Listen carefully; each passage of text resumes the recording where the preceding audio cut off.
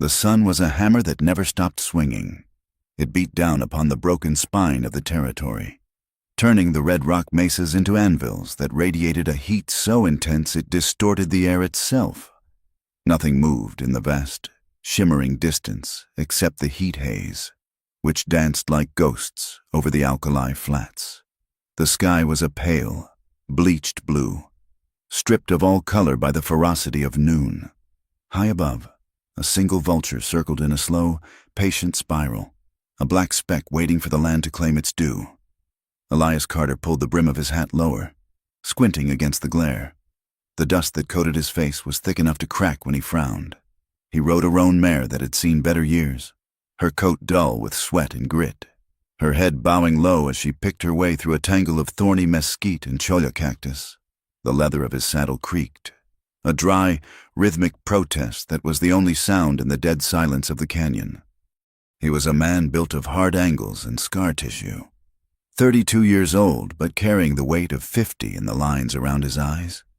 He wore a faded calico shirt that had once been blue, now stained the color of the earth, and canvas trousers tucked into worn boots. A Winchester rifle sat in the scabbard under his leg, the wood stock smooth from years of handling. He was alone, as he had been for the better part of 5 years. Elias preferred the silence. It was cleaner than the noise of towns, safer than the crowded saloons where men drank to forget what they had done or what they intended to do. Here, in the borderlands, the only judgment came from survival. If you found water, you lived. If your horse stepped in a gopher hole, you died. It was a simple, brutal mathematics that Elias understood.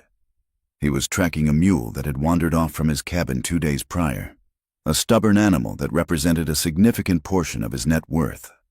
His cabin was miles back, a rough structure of pine logs and mud chinking perched near a creek that was slowly choking to death in the drought. It was a lonely place, filled with the smell of gun oil and stale coffee. But it was his. It was the place he had chosen to hide from the world, and more importantly, from himself.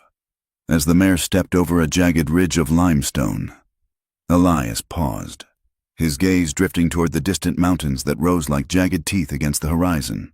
A familiar, cold sickness coiled in his gut. Those mountains held memories he had tried to drown in cheap whiskey and silence. He remembered the smell of burning wickiups. It was a scent that never left you, distinct from a wood fire, greasier, heavier. He remembered the sound of the cavalry bugle cutting through the dawn, the thunder of hooves, and the terrible, high-pitched screaming of women and children running for cover that did not exist. He had been a scout then, young and foolish, believing the lies about pacification and safety. He had ridden ahead, finding the trails, leading the bluecoats to the hidden valleys. He had told himself he was doing a job. He had told himself it was war, but war was supposed to be men fighting men. What he had seen, what he had helped facilitate, was slaughter. Elias shook his head, physically scattering the memory like a persistent fly. He nudged the mare forward. He had walked away from the army 5 years ago, leaving his pay and his reputation in the dirt, but the ghosts rode pillion with him every day. The trail he was following dipped into a narrow, rocky wash, a scar in the earth where water flooded violently once a year and left dry bones the rest of the time. The silence here was deeper, magnified by the canyon walls. Then he heard it. It was not the bray of his lost mule. It was a sound entirely out of place in this desolation, a sharp, human gasp, followed by the scrabble of boots against loose shale. Elias reined in the mare instantly. His hand went to the colt on his hip, a reflex honed by a decade of living where life was cheap. He sat motionless, listening. The wind hissed through the dry brush. He heard it again, a low moan, laced with pain. He dismounted, his boots crunching softly on the gravel. He tied the mare to a sturdy creosote bush and moved forward, crouching low, his eyes scanning the shadows of the wash. He rounded a large boulder, red as dried blood, and stopped. A woman lay on the ground, curled on her side in the dirt. She was young, perhaps 20, her long black hair loose and tangled with twigs. She wore a dress of buckskin, stained with dust and travel. and moccasins that were worn through at the toes. She was Apache. The realization hit Elias with a jolt of adrenaline. To find an Apache woman alone this far from the reservations or the strongholds in the mountains was rare, and usually meant trouble followed close behind. He took a step forward, and the woman's body snapped rigid. She rolled onto her back, her eyes flying open. They were dark, fever-bright, and filled with a ferocity that stopped Elias in his tracks. In her right hand, she gripped a knife, a rusted, dull blade, but she held it like she knew how to use it. Her hand trembled violently, but the point was aimed straight at his chest. "Stay back," she rasped. Her voice was dry, cracking like old parchment. She spoke in her own tongue first, then switched to broken, guttural English. "White soldier, stay back." Elias raised his hand slowly, palms open. "I am not a soldier," he said, keeping his voice low and steady, the way one spoke to a spooked horse. "I am just a man." "Liar!" she spat. Her eyes darted frantically, looking past him for the others she was sure were coming. Elias looked at her more closely. Her skin was ashen beneath the dust. Sweat beaded on her forehead despite the dry heat. Then he saw her leg. Her left calf was exposed where the skirt had ridden up. It was swollen to nearly twice its normal size. The skin tight and shiny, mottled with angry purple and black bruising.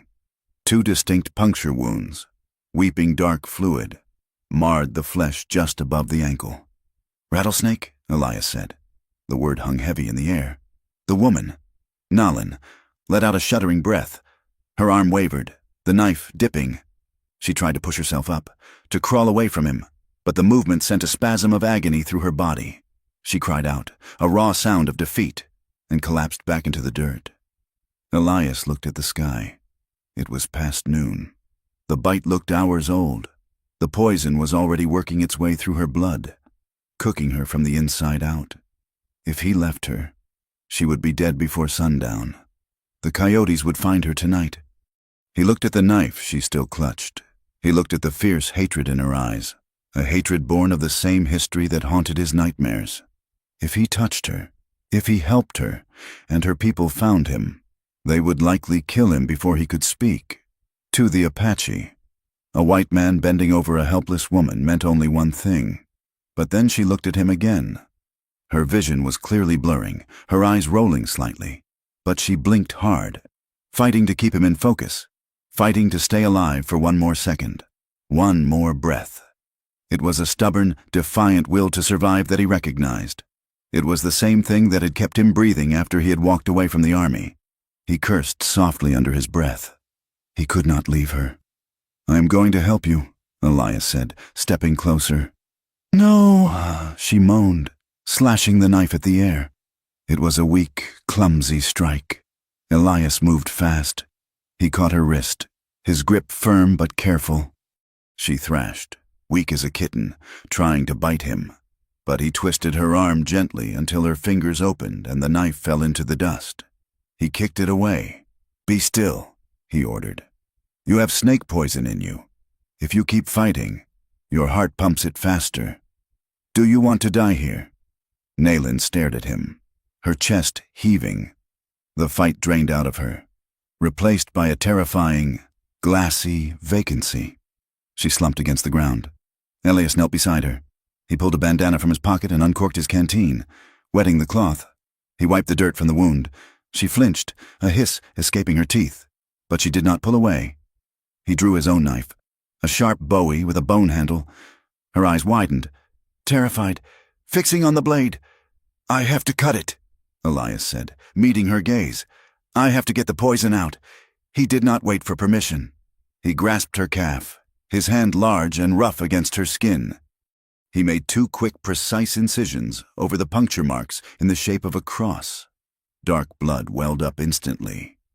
Nalin screamed, a sharp, jagged sound that echoed off the canyon walls, and her head fell back, her body arching. Elias did not hesitate.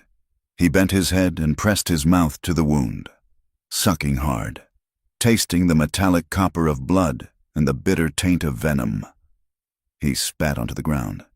He did it again, And again, it was the old way, the only way he knew. He worked with a grim focus, ignoring the heat, ignoring the flies that buzzed around them. After a few minutes, he sat back, wiping his mouth. He unbuckled his belt and cut a strip of leather from the end, tying it tightly around her leg just below the knee to slow the spread of whatever venom remained. She was shaking now, violent tremors that chattered her teeth. Shock was setting in. Elias looked around. There was no shelter here. The sun was killing her as surely as the snake. He had to get her to the cabin. He slid his arms under her, one beneath her knees, the other behind her back. As he lifted her, he was struck by how light she was, hollowed out by hunger and hardship, yet solid. Her head lolled against his shoulder. Her body was burning hot, radiating a fever heat that soaked through his shirt. For a moment, holding her, he felt a strange, jarring intimacy. He had not held a woman in years, not since a saloon girl in Tucson who had smelled of cheap lavender water and indifference. This woman smelled of sagebrush, wood smoke, and the copper scent of blood. She smelled of the land. She groaned, her hand gripping the front of his shirt, her knuckles white. She looked up at him, her eyes dark pools of confusion. "Blue coat," she whispered, the words slurring. "You. Burn. I am not a blue coat," Elias said, his voice rough. "I am just Elias." He carried her to the horse. Getting her into the saddle was a struggle. She was dead weight, slipping and sliding. He finally managed to get her draped over the horse's neck, bracing her with one arm while he mounted behind her. He pulled her back so she leaned against his chest, her head resting on his shoulder. It was an awkward, desperate embrace. He could feel the rapid, fluttery beat of her heart against his ribs. He spurred the mare forward. The ride back to the cabin was a blur of endurance. The path was steep, winding up through a labyrinth of fallen rock and scrub oak. The mare stumbled twice, hooves clattering on loose shale, sending stones tumbling down into the gorge below. Each time, Elias tightened his arm around Nayland, anchoring her. Clouds began to gather on the western horizon, towering anvils of dark gray that promised a violent, localized storm. The wind picked up, smelling of ozone and rain. Nayland drifted in and out of consciousness. She muttered constantly, a stream of Apache words that sounded like water flowing over stones. Sometimes she argued with people Elias could not see. Sometimes she cried out for her mother. Once, she tried to claw at his arm, convinced he was taking her to a prison camp. "Be easy," Elias murmured, over and over. "We are almost there." They reached the cabin as the sun began to bleed red against the peaks. It sat in a small clearing, a humble, weathered box of timber. Elias slid from the saddle and pulled Nayland down into his arms. She was limp now, her energy spent. He kicked the door open. The inside was dim and cool. He carried her to the narrow cot in the corner, laying her down on the rough wool blanket. He lit the kerosene lantern hanging from a nail, the golden light pushing back the shadows. Elias went to work. He stripped the moccasin and the leather legging from her swollen leg. The limb was angry and hot to the touch, the skin tight as a drum. He took a bucket and went to the creek, returning with cool water. He tore up an old clean shirt to make compresses, laying the wet cloth over the bite. He had a bottle of whiskey, cheap rotgut he kept for bad nights. He poured a generous amount over the open cuts on her leg. Nayland gasped in her sleep, her body jerking, but she did not wake. He sat on a wooden stool beside the bed, watching her. He forced a few drops of water mixed with willow bark tincture between her lips. She resisted at first, clenching her jaw, but eventually swallowed. The night deepened. The wind howled outside, rattling the loose shingles on the roof. Rain began to fall, hard, sporadic drops that hit the dry earth like bullets. In the fevered landscape of Nayland's mind, the cabin dissolved. She was back at the river, the Gila, before the troubles. She was laughing with Sani and Kaya, her sisters. They were washing clothes, splashing water, the sun warm on their backs. Then the sound changed. The splashing became the thud of hooves. The laughter became screams. She saw the blue coats of the soldiers. She saw the flash of sabers. She saw her father standing before the wickiup, raising his rifle. And then she saw him fall, a red flower blooming on his chest. She looked up, and the soldier standing over her father had blue eyes. He had a scar on his chin. She blinked, and the face changed. It was the man from the canyon, the man with the sad eyes.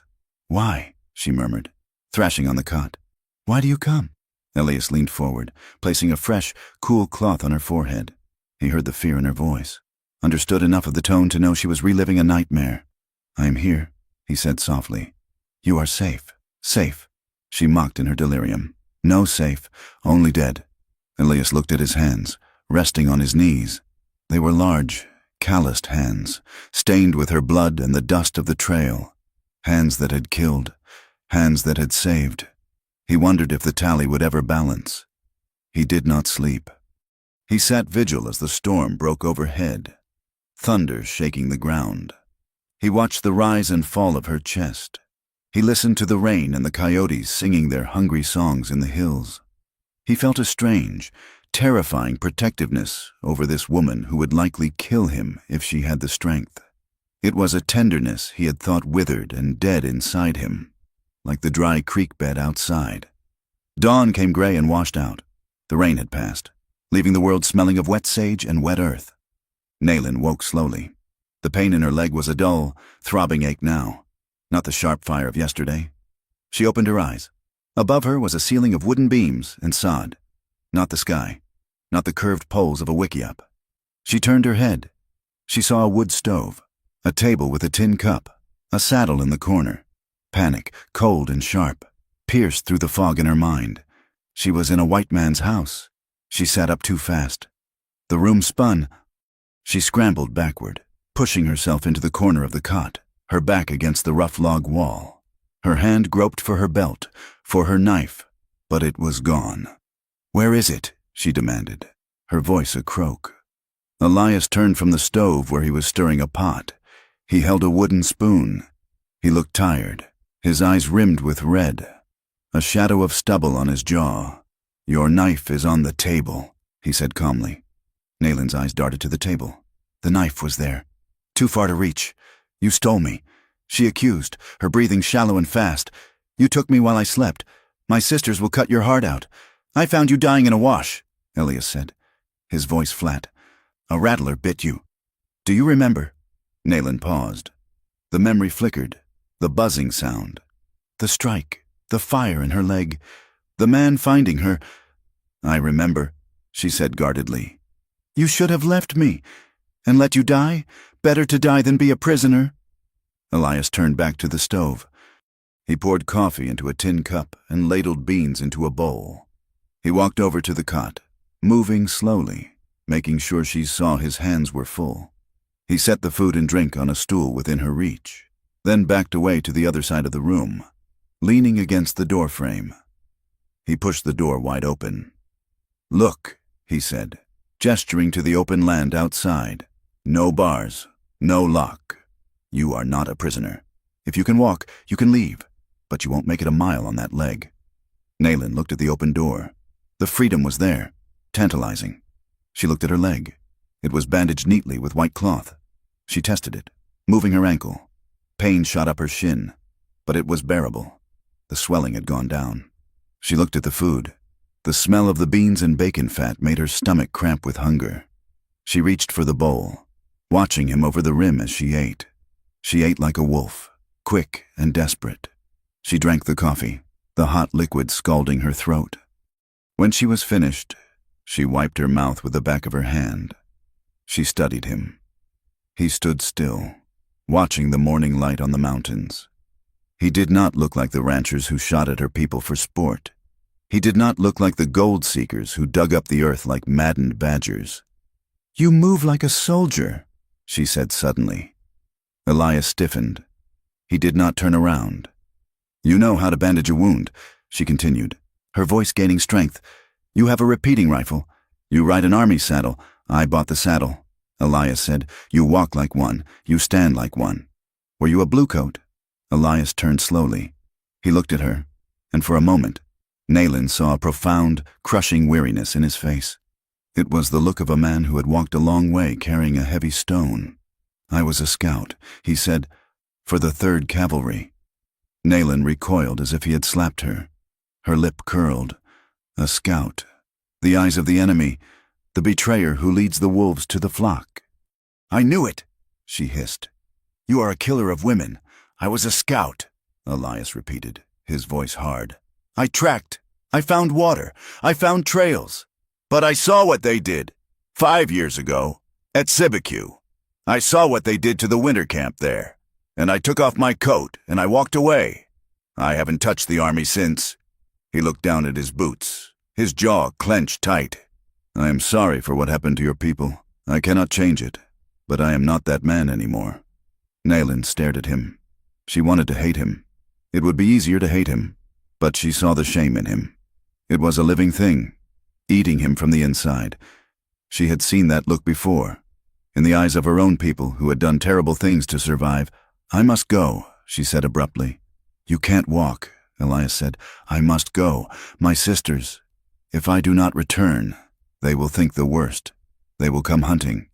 And if they find me here, with a scout, they will burn this cabin with you inside it. Elias looked at her. He knew she was telling the truth. The Apache justice was swift and absolute. Where is your camp? He asked. Nayland hesitated. To tell a white man the location of the camp was treason. But she looked at her leg. She looked at the vast, empty desert outside. She could not walk it. 2 days' ride, she said, in the Dragoon Mountains, near the canyon of the Cottonwoods.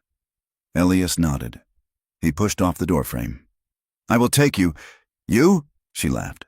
A harsh, dry sound. You will be killed before we get within a mile. Maybe, Elias said. He picked up his hat and settled it on his head. But I saved your life. I intend to see you keep it. He went outside.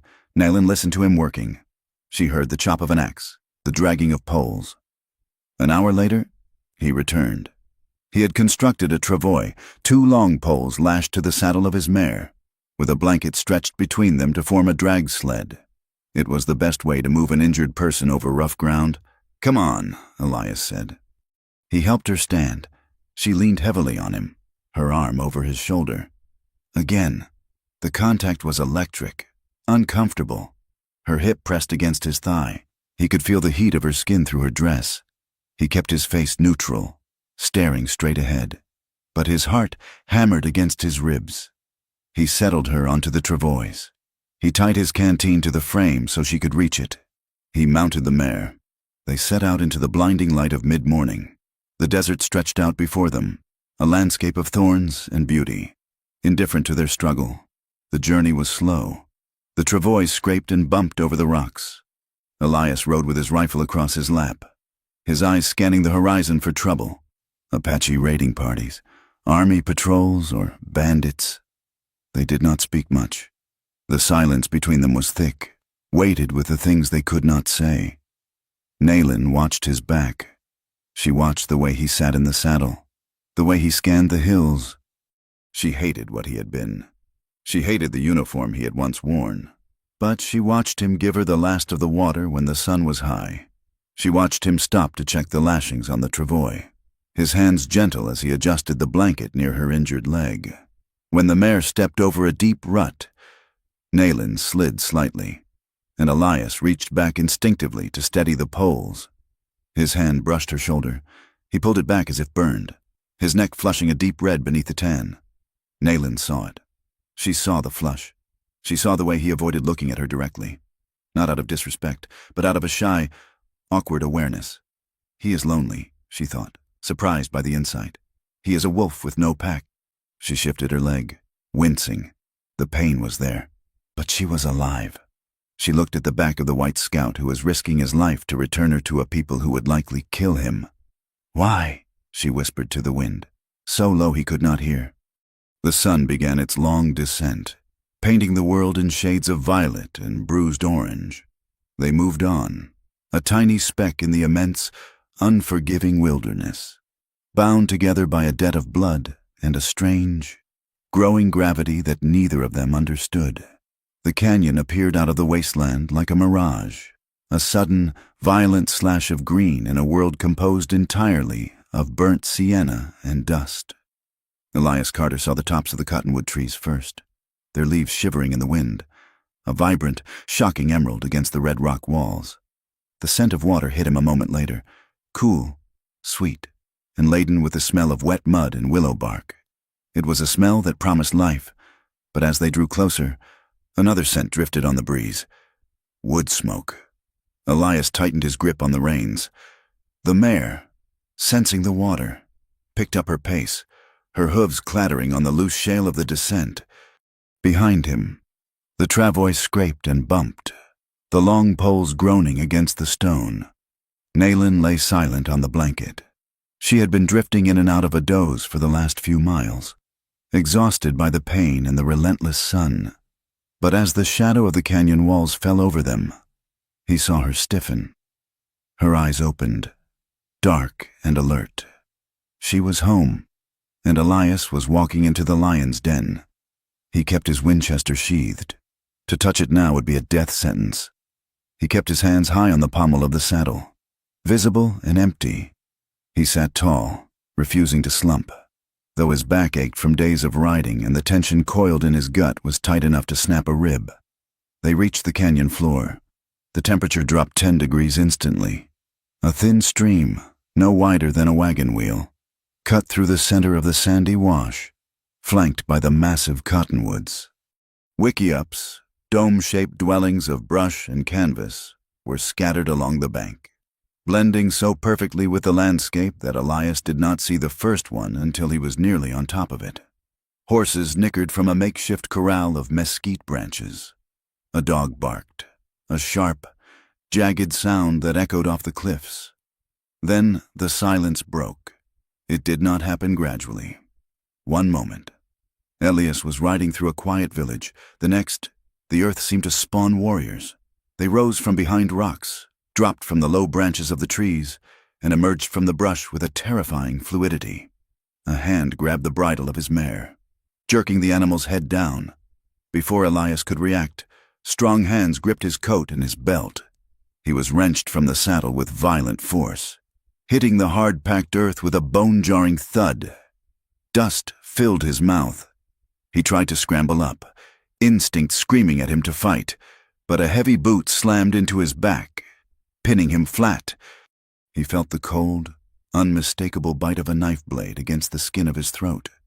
"Stay still," a voice hissed in heavily accented English. Elias froze. He stared into the dirt, breathing in the smell of alkali and horse manure. He could see moccasins surrounding him, a circle of legs and rifle butts. Above him, shouting erupted.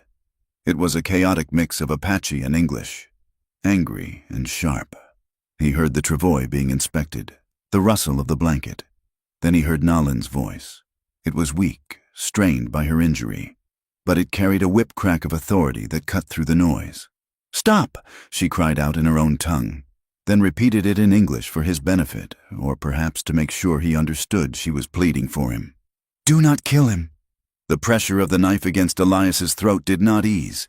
A hand grabbed his hair, yanking his head back. He looked up into the face of a warrior who could not have been more than 20. His face painted with streaks of black and yellow, his eyes burning with a hatred so pure it felt like heat. "He is a bluecoat scout," the warrior snarled. "I know his face. He rode with Crook. He saved me," Naylin shouted. She was trying to push herself up on the travois, her face pale and sweating. "Look at my leg. Look at it." The warriors hesitated. The one holding the knife glanced toward the travois. "He found me in the wash," Naylin continued, her voice trembling with exertion. "A rattler. He cut the poison out. He brought me here. If he wanted to kill me, I would be food for the buzzards 3 days ago." The warrior with the knife looked back at Elias. The blade dug in a fraction of an inch deeper, drawing a single bead of blood that trickled hot down Elias's neck. "He is white," the warrior spat. "That is enough. Let him up," a new voice commanded. The circle of men parted. 2 women stepped forward. They moved with a synchronized grace, their buckskin dresses swaying with heavy fringe. They were older than Naylin, their face leaner, harder, etched with the lines of women who had buried husbands and children. These were the sisters. Sani and Kaya. Sani, the eldest, looked at Elias with eyes like flint. There was no pity in them, only a cold, calculating assessment. She looked at the knife at his throat, then at Nayland on the travois, and finally at the wound on Nayland's leg, which had been exposed by the other women. The knife lowered, though the warrior did not step back. Elias slowly pushed himself to his knees, wiping the blood from his neck with a dirty sleeve. He did not speak. He knew that to speak now was to invite death. He let the women judge him. Kaya moved to the travois, her hands gentle as she touched Nayland's face, checking her fever. She spoke rapidly in Apache, her tone sharp with worry and relief. Nayland answered, gesturing to Elias, pointing to the tourniquet he had made, the way the wound had been dressed. Sani turned back to Elias. She walked up to him, stopping only a foot away. She smelled of wood smoke and sage. She reached out and grabbed his chin, turning his face side to side, studying him as one might study a horse at auction. "You were a scout," she said. "It was not a question." "I was," Elias rasped. His throat felt raw. "And now? Now I'm just a man who wants a drink of water." Sani's eyes narrowed. "You brought our sister home. That is the only reason your blood is not already drying on this ground. But do not think this makes us friends. White man," she gestured to the warriors, "take his weapons, all of them." Elias stood still as rough hands patted him down. They took his Colt. They took the Bowie knife from his belt. They pulled the Winchester from the saddle scabbard. When they were done, he felt naked, lighter in a way that left him feeling deeply vulnerable. "Bring him," Sani ordered. "The council will decide." They marched him to a large clearing beneath a limestone bluff that overhung the canyon floor. A fire burned there, low and smokeless.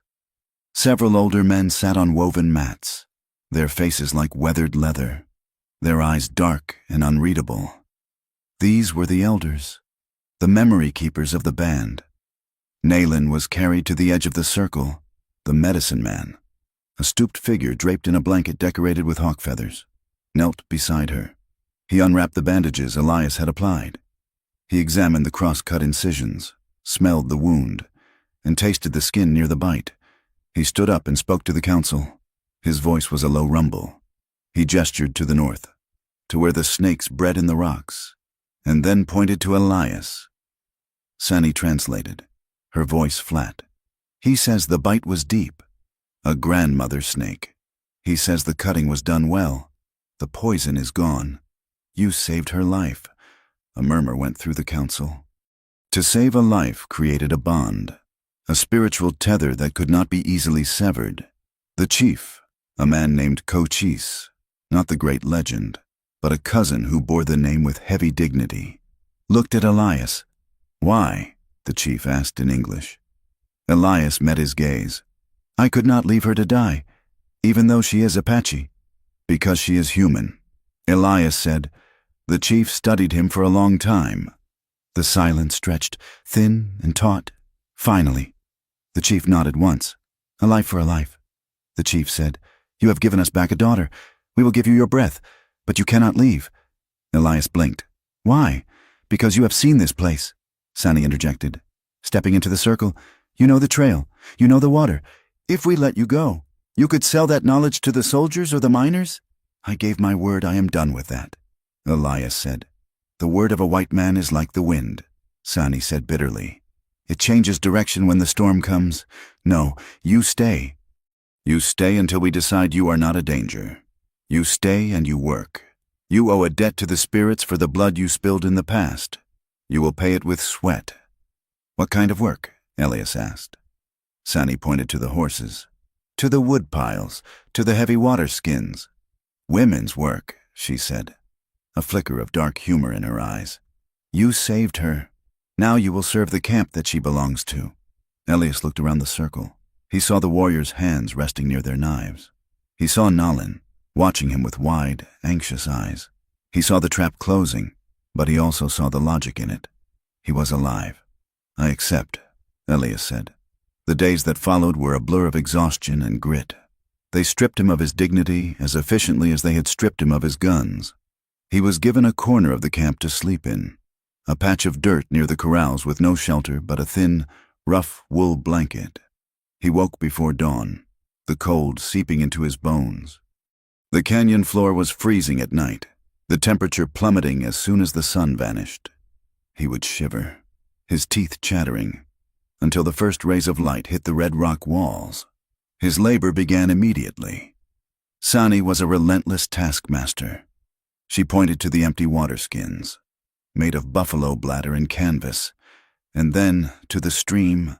"Fill them," she ordered. Elias hauled water. The skins were heavy, awkward, slick with condensation. He carried them on his shoulders, trudging from the stream to the wickiups, his boots sinking into the mud.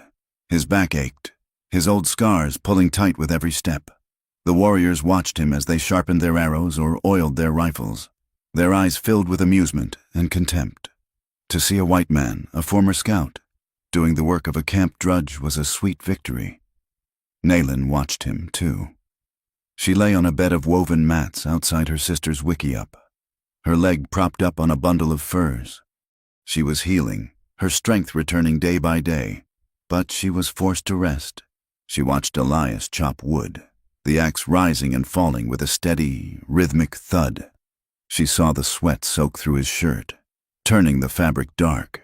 She saw him struggle with a heavy log, his boots slipping in the dust, and she felt a sharp pang of guilt. He was here because of her. He was enduring this humiliation because he had stopped to help her. Yet, a part of her, a part she was ashamed of, felt a fierce satisfaction. For years, she had watched her people starve while the white settlements grew fat.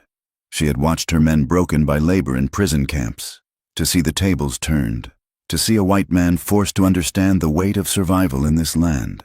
Felt like balance. The landscape was a constant, brutal companion. The sun was not just heat, it was a physical weight. Dust storms blew up from the south without warning. Walls of brown grit that stung the eyes and coated everything in a fine powder. Elias learned to wrap his scarf around his face, to squint against the wind, to keep working even when he could barely see his own hands.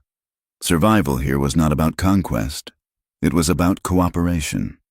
Elias saw how the Apache used everything. Nothing was wasted. A deer kill provided meat, clothing, tools, and thread. The water was treated with reverence. He began to understand the rhythm of their lives, a rhythm dictated by the land itself. Slowly, imperceptibly, the dynamic began to shift. It started with the children. They were curious, as children always are, creeping closer to where he worked, watching him with wide, dark eyes.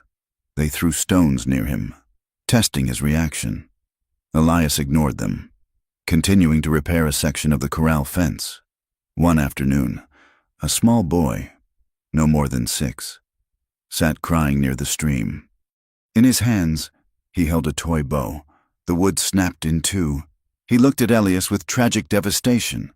Elias paused. He looked at the warriors. They were busy gambling with bone dice on the other side of the camp. He knelt down. "Let me see," Elias said softly. The boy recoiled, clutching the broken pieces. "I can fix it," Elias said. He mimed tying the pieces together. Hesitantly, the boy handed over the wood. Elias pulled a strip of rawhide from his pocket, scraps he had saved from his work. He sat in the dirt, his large hands moving with surprising delicacy. He splinted the break, wrapping the wet rawhide tight. As it dried, it would shrink and hold like iron. He handed it back. The boy stared at it, then at Elias. A smile, missing 2 front teeth, broke across his face. He ran off, whooping. A few days later, Elias was sitting by the fire in the evening, whittling a piece of driftwood. He began to whistle, a low, mournful tune, an old Irish ballad his mother had hummed a lifetime ago. The notes drifted through the quiet camp. He looked up to see 3 children sitting just at the edge of the firelight, listening. When he stopped, they whispered to each other. One imitated the sound, a sharp, piercing whistle. Elias chuckled. He whistled again, simpler this time. The children whistled back. It was a small thing, a tiny bridge built of melody. But it was there. The warriors were harder to win over. They ignored him or spat when he passed. But Elias knew horses, and he knew leather. One morning, he saw a warrior named Coda struggling with his saddle. The cinch strap was worn almost through, ready to snap at the first hard gallop. Coda was cursing, trying to knot it, which would only create a pressure point that would gall the horse. Elias walked over. "That will cut him," he said, pointing to the knot. Coda glared, his hand going to his knife. "Go away, white dog. If that snaps when you are riding, you fall. Maybe the horse breaks a leg." Coda hesitated. He looked at the strap. He knew Elias was right. Elias held out his hand. "Give me the awl and the sinew," reluctantly. Coda handed over the tools. Elias worked quickly. He cut out the bad section, spliced in a new piece of leather he had scavenged, and stitched it with a double locking stitch that would hold the weight of a bull. He smoothed the underside so it would not rub. He handed it back. Coda inspected it. He pulled on it with all his strength. It held. Coda looked at Elias. He did not smile. He did not say thank you. But he gave a short, sharp nod before turning to saddle his mount. It was enough. But not everyone was swayed. There was a young warrior, Taza, whose hatred was a living thing. Taza had lost his father and 2 brothers to the army. He watched Elias with the eyes of a predator waiting for the prey to stumble. The tension broke 3 weeks into Elias's captivity. He was at the stream, filling the water skins. Taza approached him, blocked his path. Taza was young, broad-shouldered, and reckless with grief. "You poison the water just by standing in it," Taza sneered in English. Elias stepped aside. "I am just doing my work. You should be dead. My brothers are dead. Why do you breathe?" Taza shoved Elias. Elias stumbled back, water sloshing from the skins. He did not fight back. He knew that if he struck an Apache warrior, he would be killed instantly by the others. "Coward!" Taza shouted. He drew his knife. "I will finish what the snake started." He lunged. Elias dropped the skins and dodged, the blade slicing the air inches from his chest. He caught Taza's wrist, using the boy's momentum to swing him around. But he did not strike. He merely held him. "Let him go." The voice cracked like a whip. Sani and Kaya were there, standing on the bank. Sani held a heavy stick used for grinding corn. Taza struggled, his face purple with rage. "He is an enemy! He is under the protection of the council!" Sani yelled. "He saved our sister. There is a debt. If you kill him, you insult the spirits. You dishonor Nalan." Taza looked at the sisters, then at Elias. He wrenched his arm free. He spat on the ground at Elias's feet. "The debt will be paid one day." Taza hissed, "And then I will cut your throat." He stormed off. Elias stood panting, his heart hammering. He looked at Sani. "Thank you," he said. Sani's face was stone. "I did not do it for you. I did it for the law. Do not mistake the two." But the dynamic had shifted again. They had defended him. One evening, the air was crisp and clear. The sky a vast dome of indigo scattered with stars so bright they looked like diamond dust. Nalan limped out of her wickiup. She was walking with a cane now. A sturdy branch Elias had smoothed for her. She found him by the corral, checking the hooves of the horses. He was alone. "Elias," she said. He straightened up, wiping his hands on his trousers. "Nalan, you are walking better. It heals," she said. She moved closer, leaning on the fence. The moonlight softened the sharp angles of her face. She looked at him, really looked at him, without the haze of fever or the immediate threat of death. "I have not thanked you," she said quietly. "Properly.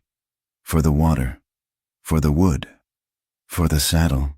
I am working off a debt," Elias said. "No," she shook her head. "You work harder than you have to. You fix the boy's toy. You do not complain when the food is scarce." Elias shrugged. "I've known hunger before." She studied his profile. He looked tired, but his eyes were clear. The haunted look she had seen in the wash was still there, but it was quieter now. "Why?" she asked suddenly. He looked at her. "Why what? Why did you save me? In the wash. You knew who I was. You knew what my people would do if you brought me here.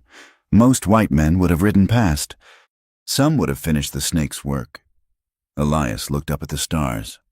He took a long time to answer. He took tobacco from his pocket and rolled a cigarette, his fingers moving with practiced ease. He offered it to her. She took it. He rolled another for himself. They smoked in silence for a moment. "I am tired of ghosts." "Nalin," he said finally. His voice was low, rasping like dry leaves. "I carried a rifle for the army for 3 years. I thought I was helping to make the land safe, but all I did was help dig graves. I saw villages burned. I saw women." He stopped, his voice catching. "I walked away." He continued. "But the ghosts followed. Every time I closed my eyes, I saw the dead. When I saw you in the wash, I didn't see an Apache. I didn't see an enemy. I just saw someone who was going to die if I didn't do something. And I thought, maybe if I save one life, just one, the ghosts might let me sleep." He turned to look at her. His eyes were raw, open in a way a man's eyes rarely were in this hard country. It was selfish. "Maybe I did it for me as much as for you." Nayland listened. She felt a tightening in her chest, a strange ache that had nothing to do with her injury. She saw the man beneath the scars. She saw a mirror of her own grief. It was not selfish. She whispered. It was brave. She reached out, her hand hovering for a moment before lightly touching his forearm. Her fingers were warm. The touch sent a jolt through Elias that was stronger than whiskey. He looked at her hand, then up at her eyes. They stood there, suspended in the moment, the air charged with a sudden, terrifying intimacy. It was a recognition. Two broken people standing in the wreckage of a war they hadn't started, finding a common frequency. "You are a good man." "Elias," she said. A twig snapped. Nayland snatched her hand back. Elias spun around. Sani stepped out of the shadows. Her face was a mask of fury. She marched up to them, placing herself physically between Elias and Nalin. "Go to your bed, Nalin," Sani commanded. "But Sani, go!" Nayland looked at Elias, her eyes wide, then turned and limped away toward her wickiup. Sani turned on Elias. She was smaller than him, but she seemed to tower over him in her rage. "Do not think I do not see," she hissed. "See what?" Elias said, though his heart was pounding. "I see the way you look at her. I see the way she looks at you. Do you think because you saved her life, you own her?" "No," Elias said firmly. "I never thought that." "Good, because you are a white man. You are a ghost carrier. You have no place here. Do not mistake gratitude for love. Elias, and do not dare to think you can court an Apache woman."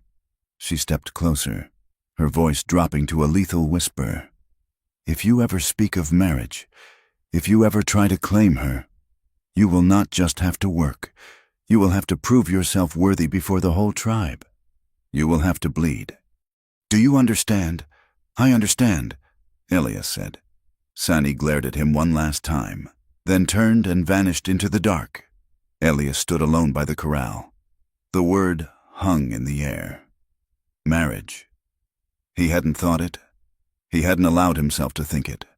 But now that Sani had said it, the idea took root in his mind with the tenacity of a mesquite tree. He thought of Nayland's hand on his arm. He thought of her fierce eyes, her strength, the way she smelled of sage and smoke. He went to his blanket, but he did not sleep. He lay awake, watching the stars wheel overhead, terrified by the realization that he didn't just want to save her. He wanted to be with her, and in this world, that was a desire that could get them both killed. 2 days later, the outside world came crashing back in. A scout returned from the perimeter. His horse frothed with sweat. He rode straight to the chief's wickiup. Within minutes, the camp was buzzing like a disturbed hive. The news spread quickly. Ranchers. Elias heard the men talking. A group of ranchers, led by a man named Harlan Pierce, had been seen near the mouth of the lower valley. They were with the local sheriff. They were surveying the water rights. They were claiming the grazing land that the Apache had used for generations. The tension in the camp thickened. It felt like the air before a thunderstorm. Heavy, electric, suffocating. The warriors began to paint their faces. The women began to pack the heavy items, preparing to run if they had to. Naylin found Elias by the stream. She looked worried. "They are coming closer," she said. "The ranchers. They want to push us out. I know the name Pierce," Elias said grimly.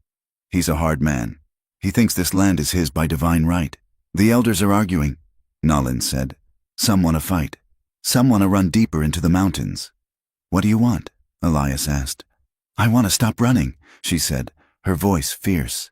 "I want to live in peace. But men like Pierce—" "They do not know peace." Sani and Kaya approached them. They moved like storm clouds. "The white man knows these people," Sani said, looking at Elias with suspicion. "Perhaps he led them here." "I have been here every day," Elias said, his anger flaring. "I have worked. I have not left your sight." "Maybe," Kaya said. "But now we will see." Sani stepped close to Naylin, ignoring Elias. "Listen to me, sister," Sani said. "The danger is coming. When the bullets fly, a man shows his true heart. We will watch him. We will watch his choices." She looked at Elias, her eyes cold and challenging. "If he runs to his own kind, he is a traitor. If he hides, he is a coward. Only if he stands, only then is he a man." Naylin looked at Elias. The question was in her eyes, silent and pleading. "Who are you, really?" Elias looked back at her. He felt the weight of the moment settling on his shoulders. The time for hauling water was over.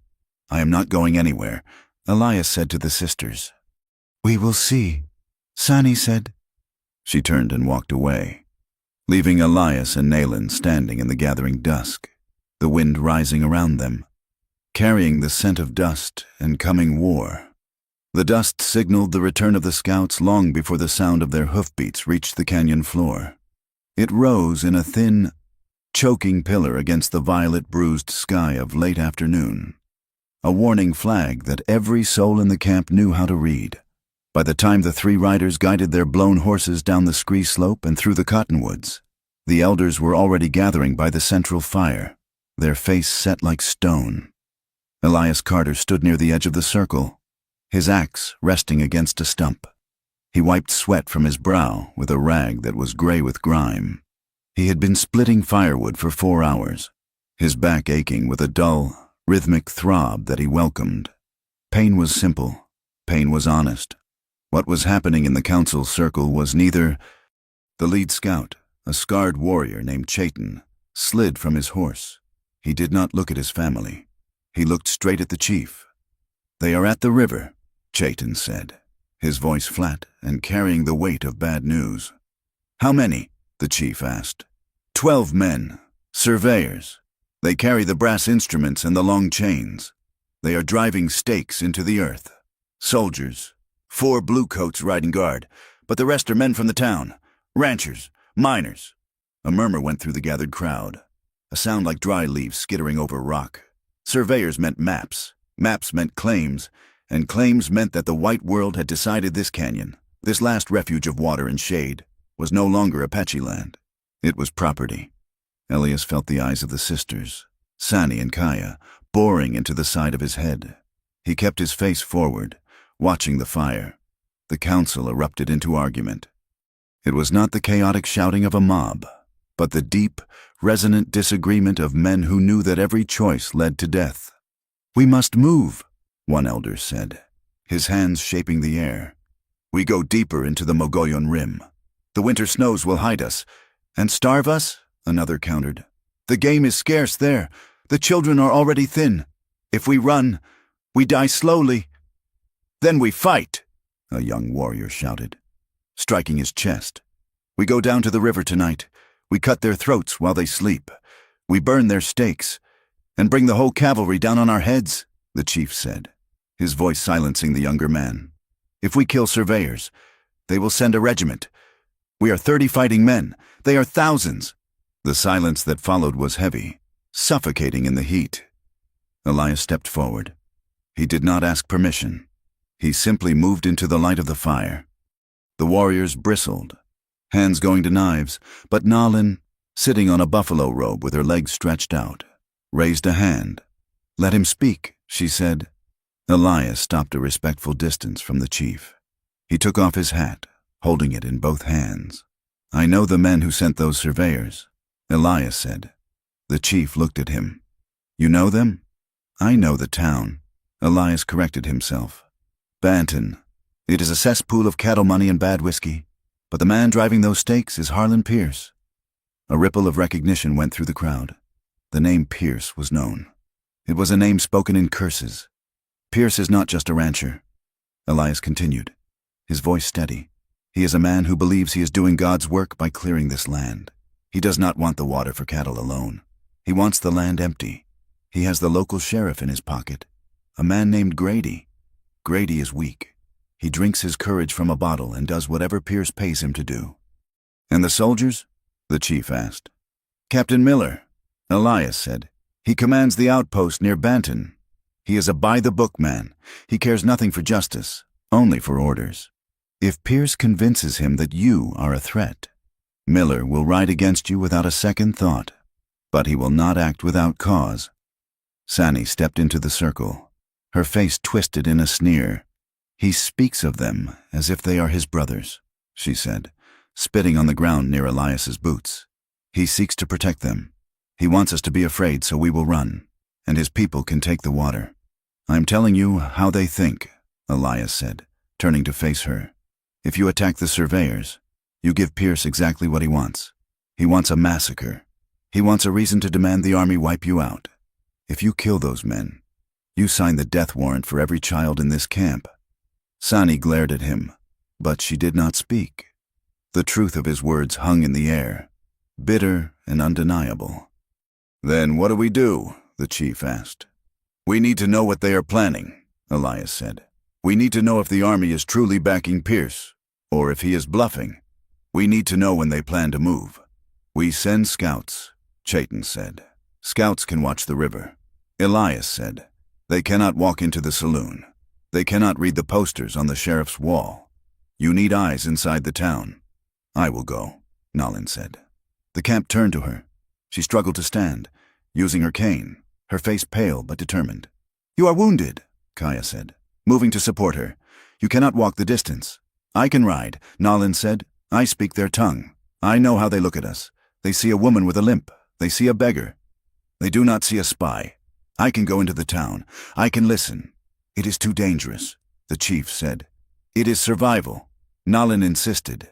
And I will take him. She pointed at Elias. The sisters gasped. You would take the wolf into the fold, Sani demanded. He will betray us the moment he sees the town lights. He will not, Nolan said, her eyes locking with Elias's. He will translate what is written. He will be my shield if the words turn to stones. The chief looked at Elias. If you run, I won't run, Elias said. If you betray her, I won't betray her. The chief nodded slowly. Then you go. But you do not go alone. 2 warriors will ride with you. They will watch you. If you make one move to alert the soldiers, you will not hit the ground alive. The journey to Banton took 2 days. It was a grueling trek through a landscape that seemed determined to scrub the life from anything that dared cross it. They rode through scrub oak and catclaw acacia, across dry washes where the heat radiated up from the white stones like a physical blow. Elias rode his mare, his hands tied loosely to the saddle horn, a symbolic restraint, but a restraint nonetheless. The 2 warriors, Taza and a quiet older man named Bidal, rode behind him with rifles resting across their laps. Nolan rode beside Elias. She wore a heavy cloak of rough wool despite the heat. The hood pulled up to shadow her face. She had rubbed dust into her skin to darken it further, and she wore the cast-off boots of a white miner that were too big for her. She looked like one of the many destitute drifters who haunted the edges of the frontier towns. The silence between them was long, filled only by the creak of leather and the steady crunch of hooves on gravel. But it was not an empty silence. It was charged with the memory of the night by the corral, the almost touch that had been interrupted. On the second afternoon, as they stopped to water the horses at a muddy seep, Elias moved to help Nayland down. She waved him off, sliding from the saddle with a wince as her bad leg took her weight. You should rest it more, Elias said quietly, offering her his canteen. There is no rest, Nolan said. Taking the water. Not until we know. They sat in the shade of a mesquite bush, eating strips of dried venison. The warriors sat 10 feet away, watching. Do you ever imagine it? Elias asked, looking out at the shimmering horizon. Imagine what? A life without the looking back. A life where you don't have to sleep with a knife in your hand. Naylin chewed slowly. She looked at the mountains, purple in the distance. Fear is like the wind here, she said. It is always blowing. Sometimes it is a gale, sometimes just a breeze, but it is always there. To imagine life without it. It is like imagining the sky without the sun. I imagine it, Elias said. I imagine a cabin with a porch, a field of corn that isn't burned, silence that isn't waiting for a gunshot. Naylin looked at him. Her dark eyes searched his face, seeing the lines of fatigue and the old, deep sadness that lived in the corners of his mouth. And who is in this cabin? She asked softly. Elias held her gaze. He did not look away. Just me, he said, though the lie tasted like ash. And maybe someone who is tired of running. Naylin looked down at her hands. The moment stretched, fragile as spun glass. That night, they made a cold camp in a dry arroyo to avoid being seen. The air turned biting cold as soon as the sun vanished. They did not risk a large fire, only a small flicker of flames in a dugout pit to boil coffee. Taza and Bidal took the first watch, sitting up on the rim of the wash. Elias and Nalin sat by the dying coals. Nalin shivered, drawing her cloak tighter. The wind was cutting down the channel, carrying the chill of the high desert. Here, Elias said. He unbuttoned his canvas coat. No, she said. You will freeze. I'm used to it. Take it. He draped the heavy coat over her shoulders. She did not push it away. She pulled it around herself, and the warmth of his body was still trapped in the lining. It smelled of tobacco, horse, and him. It was a scent that made her heart hammer a strange, erratic rhythm against her ribs. She shifted closer to him, seeking the heat, her shoulder pressed against his arm. Elias went still. He did not pull away. He leaned into the touch, a microscopic movement that felt like a shout in the silence. They sat there for a long time, watching the embers glow red and fade to gray. Why do you stay? Naylin whispered. You could have ridden for the town the moment we left the canyon. Taza and Bidal are good warriors, but you know this land better. You could have escaped. Elias looked at her. The firelight caught the planes of her face, the high cheekbones, the depth of her eyes. I told you, he said, his voice rough. I owe a debt. Is that all? She asked. Elias turned to her. His face was inches from hers. He could see the pulse beating in the hollow of her throat. No, he said, that is not all. He wanted to say more. The words were there, crowding his throat, words about redemption, about hope, about the way the world seemed to narrow down to just her when she was near, but the weight of the two warriors on the rim, and the weight of the history between them, held him back. Naylin looked at his lips. She saw the hunger there, and the restraint. She felt her answering pull in her own blood, a desire to lean across the inches and find out if peace could be found in the arms of an enemy. Sleep, Elias said, his voice breaking the spell. We have a long ride tomorrow. Naylin nodded. She lay down, pulling his coat up to her chin. She watched him sitting vigil over the coals, a dark silhouette against the stars, and she knew, with a terrifying certainty, that she was falling in love with him. They reached Benton at noon the next day. They left the horses and the warriors in a box canyon a mile out. Naylin and Elias walked in alone. The town was a scar on the land. 2 rows of hastily built wooden structures flanking a street of churned mud and manure. The air smelled of raw lumber, stale beer, and unwashed bodies. It was loud. Hammers rang against anvils. Wagons rattled. Men shouted. Naylin walked with her head down, limping heavily on her cane. She kept the hood of her cloak pulled forward. Elias walked beside her, his hat pulled low. He felt exposed without his gun, naked in a town where every second man wore a pistol on his hip. They passed the general store. In the window, a hand-painted sign read, "No dogs, no Indians." Naylin stopped. She stared at the sign. Her hand tightened on her cane until her knuckles were white. "Keep moving," Elias murmured, touching her elbow. "Don't look at it." They walked past men loitering on the boardwalks. "Look at that." A miner spat as they passed. Another blanket head begging for whiskey. They ought to round 'em all up and shoot 'em. Another man laughed. "Save the government the feed money." Elias felt a heat rising in his chest, a dark, suffocating rage.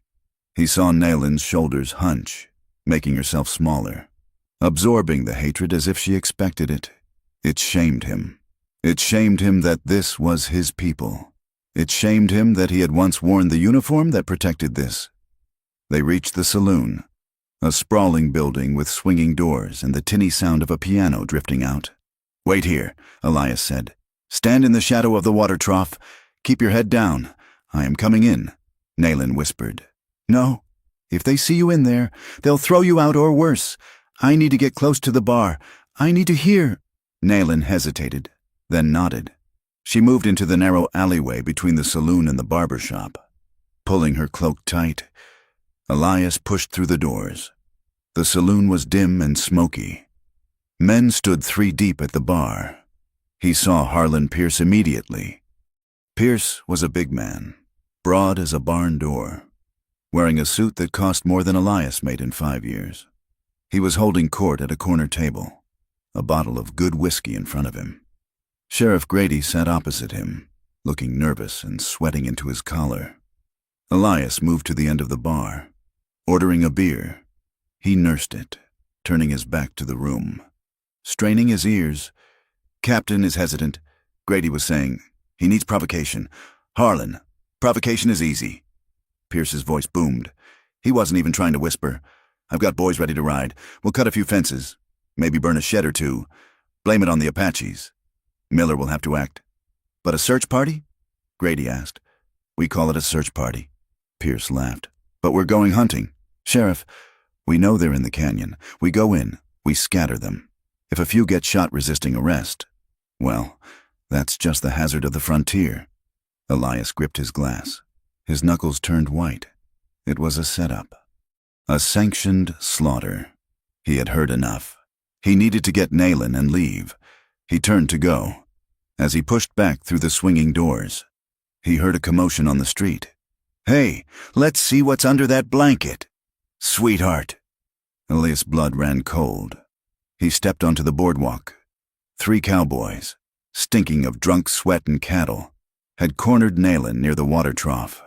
One of them, a lanky man with a wandering eye, had grabbed the edge of her cloak. "Leave me," Nalen said, her voice low and trembling. "Oh, she speaks English." The cowboy laughed. "Come on, squaw, give us a smile." He yanked the cloak. Nalen stumbled back, her cane slipping. She fell hard against the trough. Elias didn't think. He didn't calculate the odds. He moved. He crossed the boardwalk in 2 strides and vaulted the railing. He hit the street running. He grabbed the cowboy by the shoulder, spun him around, and drove his fist into the man's jaw. There was a sickening crack. The cowboy crumpled like a sack of grain. The other 2 men stared for a second, then roared. "Indian lover," one screamed. They rushed him. Elias ducked a wild swing and landed a solid punch to the second man's gut, doubling him over. But the third man was fast. He slammed a heavy boot into Elias's knee. Elias went down. They were on him instantly. Boots kicked at his ribs, his head, his back. He curled into a ball, trying to protect his face, but the blows were relentless. He tasted blood, hot and copper-sharp. The world spun in a kaleidoscope of dust and pain. "Get him!" Someone from the boardwalk cheered. "Teach the traitor a lesson!" Elias lashed out, catching a leg, tripping one of the attackers. He tried to rise, but a boot heel caught him square in the temple. Darkness flared at the edge of his vision. "Stop!" Nalen screamed. She swung her heavy oak cane with both hands. It cracked against the shoulder of the man kicking Elias. He yelped and spun around. "You!" Before he could grab her, the sound of a shotgun being racked echoed through the street. "That's enough!" The bartender stood on the porch, a double-barreled shotgun leveled at the street. "Take your fight out of town, boys, or I'll blow you to hell." The cowboys backed off, breathing hard. glaring at Elias. "You better run." "Lover," the lanky one spat, spitting blood. "Before we come back with a rope." Naylin was at Ella's side. Her hands were shaking, but her grip was iron. "Up," she whispered. "Get up. We must move." Elias groaned. Every inch of him was screaming. He grabbed her arm and hauled himself up. He swayed, the world tilting dangerously. "Come," she said. She led him away, half dragging him into the shadows of the alleyway. They moved deeper into the maze of back streets, away from the jeers and the laughter. They collapsed behind a stack of crates in a narrow passage between a livery stable and a warehouse. It was dark, smelling of hay and manure, but they were hidden. Elias slid down the wall, his head thumping back against the wood. He coughed, and pain flared in his ribs. "You are a fool," Naylin hissed. She was tearing a strip from the hem of her dress. "I know," Elias wheezed. She poured water from his canteen onto the cloth. She knelt between his legs, wiping the blood from his split lip and the gash over his eye. Her hands were gentle, impossibly gentle, but he could feel the tremors of rage running through her. "Why?" she demanded, pressing the cloth to his forehead. "They were 3. You were 1. You have no gun. Why did you fight?" Elias opened his one good eye. He looked at her. Her hood had fallen back. Her hair was loose, framing a face that was fierce and terrified and beautiful. "Because he touched you," Elias whispered. Naylin froze. Her hand stilled on his face. "I couldn't watch it," Elias said. "I couldn't stand by. Not again." Naylin stared at him. The anger in her eyes dissolved into something else, something raw and overwhelming. She saw the bruises blooming on his skin. She saw the blood on his shirt. And she knew, in that moment, that this man would die for her. Not for a debt, not for guilt, but for her. "You are a fool," she said again. But the word was a caress. She leaned in. Her face was inches from his. He could feel her breath on his cheek, warm and sweet. The sounds of the town faded. The pain in his body faded. There was only her, Elias. She breathed. He lifted his hand, his fingers grazing her jaw. "Naylin." She leaned closer. Their lips were a breath apart. The heat between them was a physical force, a magnetic pull that defied the hatred of the world around them. Elias closed his eyes, leaning into the promise of her. "Hey, did they go down here?" A voice from the street, heavy boots crunching on gravel. Naylin jerked back. The moment shattered. "We have to go," she whispered, fear flooding back into her eyes. Now? The journey back to the canyon was a blur of pain and urgency. Elias rode slumped in the saddle, Naylin constantly checking on him. When they finally reached the safety of the cottonwoods, Elias was nearly falling off his horse. They went straight to the council fire. Elias refused the medicine man's help until he spoke. "Pierce is coming," he rasped, standing before the elders, swaying slightly. "He calls it a search party. It is a raid. He plans to provoke you, then bring the army." The camp exploded into activity. The debate was over. Now, there was only preparation. Sani and Kaya took charge of the defenses. Naylin helped Elias to his designated sleeping spot. She brought him water and willow bark tea for the pain. "Rest," she told him. "You have done enough." But there was no rest. The camp was packing to move. The decision had been made to retreat deeper into the mountains at dawn. Elias's gear, his saddlebags, his bedroll, had been tossed near the fire by the warriors who had stripped the horses. Naylin went to gather them. She picked up his saddlebag. The leather was old and cracked. As she lifted it, the buckle, loosened by the rough travel, gave way. The contents spilled onto the dirt. Spare cartridges, a whetstone, a small tin of tobacco, and a folded oilskin packet. Naylin knelt to gather the items. The oilskin packet had fallen open. A map slid out. It was an army map. Official survey.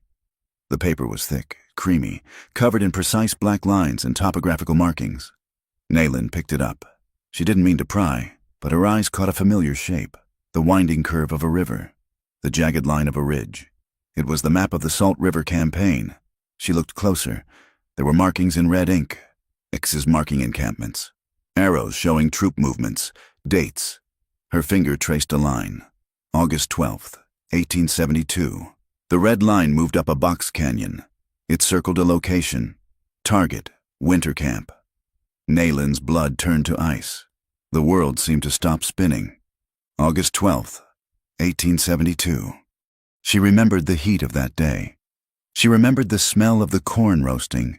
She remembered the sound of the bugle. That was the day her father died. That was the day her childhood ended. And the handwriting on the map. The careful, precise notes in the margins.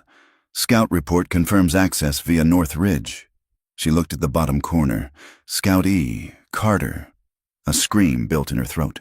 A sound of pure, agonized betrayal. She stood up, the map clutched in her hand.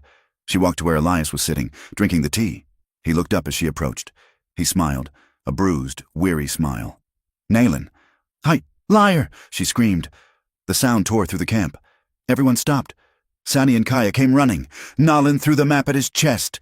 It fluttered to the ground, damning and white against the red dirt. Elias looked at the map. His face drained of all color.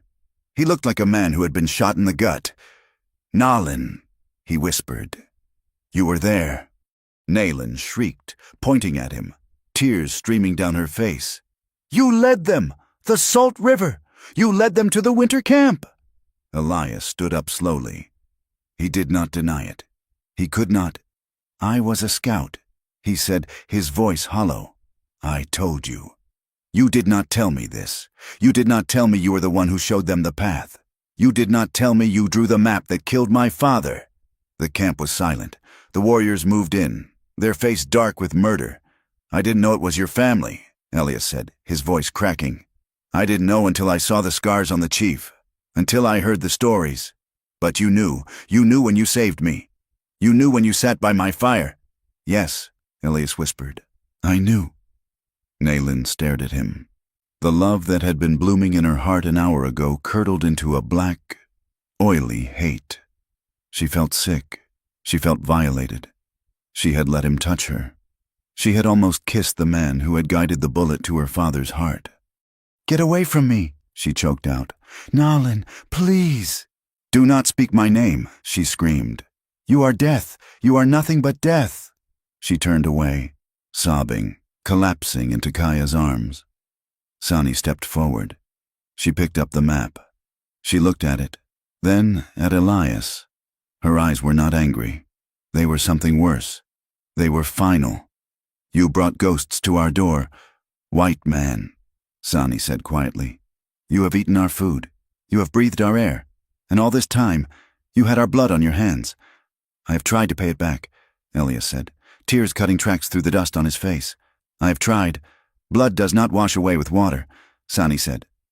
The warriors stepped forward, knives drawn. Taza looked ready to carve Elias into pieces. "No," Sani said. "Stop." She looked at Nayland, who was weeping in the dust. Then she looked at Elias. "Killing you is too easy," Sani said. "And it will not bring our father back." She stepped close to Elias. "You want to pay the debt? You want to be worthy of her? I will do anything," Elias said. "Then you do not get to die," Sani hissed. "You get to bleed. You get to suffer. If you ever want to stand within a mile of my sister again, you must do more than haul water. You must risk everything." She pointed to the darkness beyond the canyon. "The raid is coming. If you are truly not that man anymore, then you will be the shield that breaks first. Now get out of my sight." Elias looked at Nayland one last time. She did not look up. He turned and walked into the shadows, alone, carrying a weight heavier than any map, heavier than any gun. He carried the truth, and in the silence of the canyon, the ghosts of the past finally caught up with him. The silence in the canyon was heavier than the stones that lined the creek bed. It was a suffocating, dense weight that pressed against the chest and made breathing a labor. Elias Carter moved through the camp like a phantom, a man who had ceased to exist in the eyes of the people around him, yet whose presence was the grit in their collective eye. He carried a heavy pack of buffalo hide toward the line of waiting horses. His head bowed. No one spoke to him. When he passed near the cooking fires, the women turned their backs. pulling their shawls tight as if his shadow cast a chill. When he walked by the warriors, hands drifted to knife hilts, fingers twitching with the urge to open his throat and let the bad blood spill out into the dust. The map. The damned map. It had changed him from a curiosity, a useful tool, into a monster. He was no longer the man who had saved Nolan from the snake. He was the scout. The betrayal was etched into his skin, visible to everyone. Naylan was working near the wickiup of her sister. Sani, she was lashing a bundle of dried corn to a travois. Her movements were sharp, angry, and brittle. She looked thinner than she had 2 days ago, her eyes hollowed out by sleeplessness and the acid taste of heartbreak. Elias paused, 20 feet away, watching her. He wanted to speak. He wanted to say that a man is not the ink on a page, that 10 years is a lifetime, that he would cut off his own hand if it would undo the lines he had drawn on that survey paper. But he said nothing. Naylan did not look up. She tied the knot with a savage force, the leather biting into the wood, and turned her shoulder to him, shutting him out as effectively as a slammed door. The camp was moving. The decision had been made in the dark hours of the morning. They would go higher, deep into the fastness of the Sierra Madre, where the air was thin and the game was scarce, but where the white men with their chains and their deeds could not easily follow. It was a retreat born of desperation.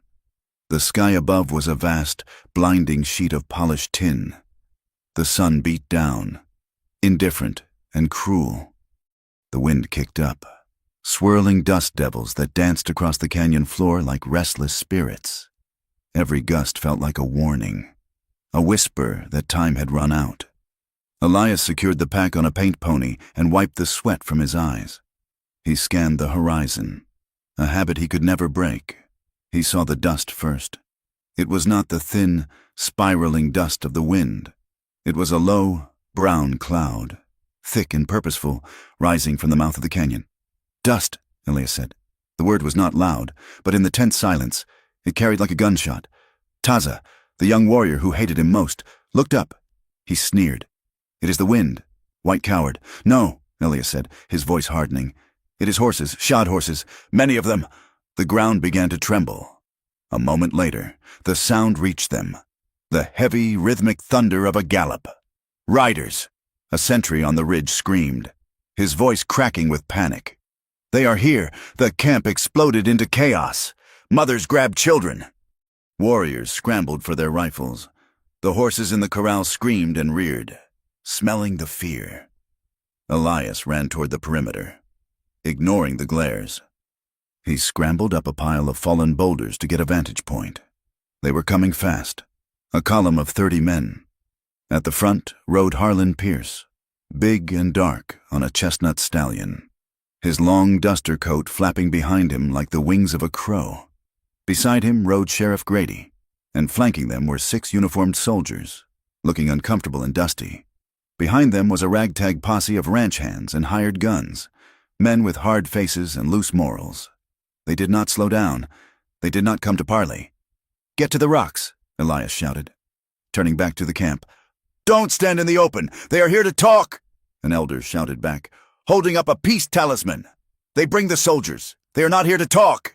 Elias roared, sliding down the rocks. "Look at their hands! Guns are drawn!" The lead riders burst into the clearing. Harlan Pierce didn't hesitate. He raised a heavy buffalo rifle and fired into the air, the boom echoing off the canyon walls like doom itself.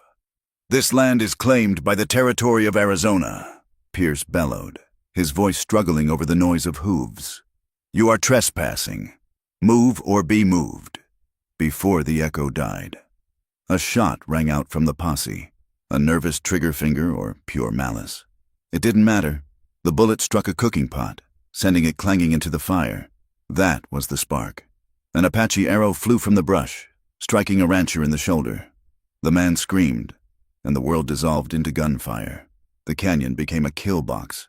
The posse fanned out, firing indiscriminately into the wickiups. Bullets tore through canvas and flesh.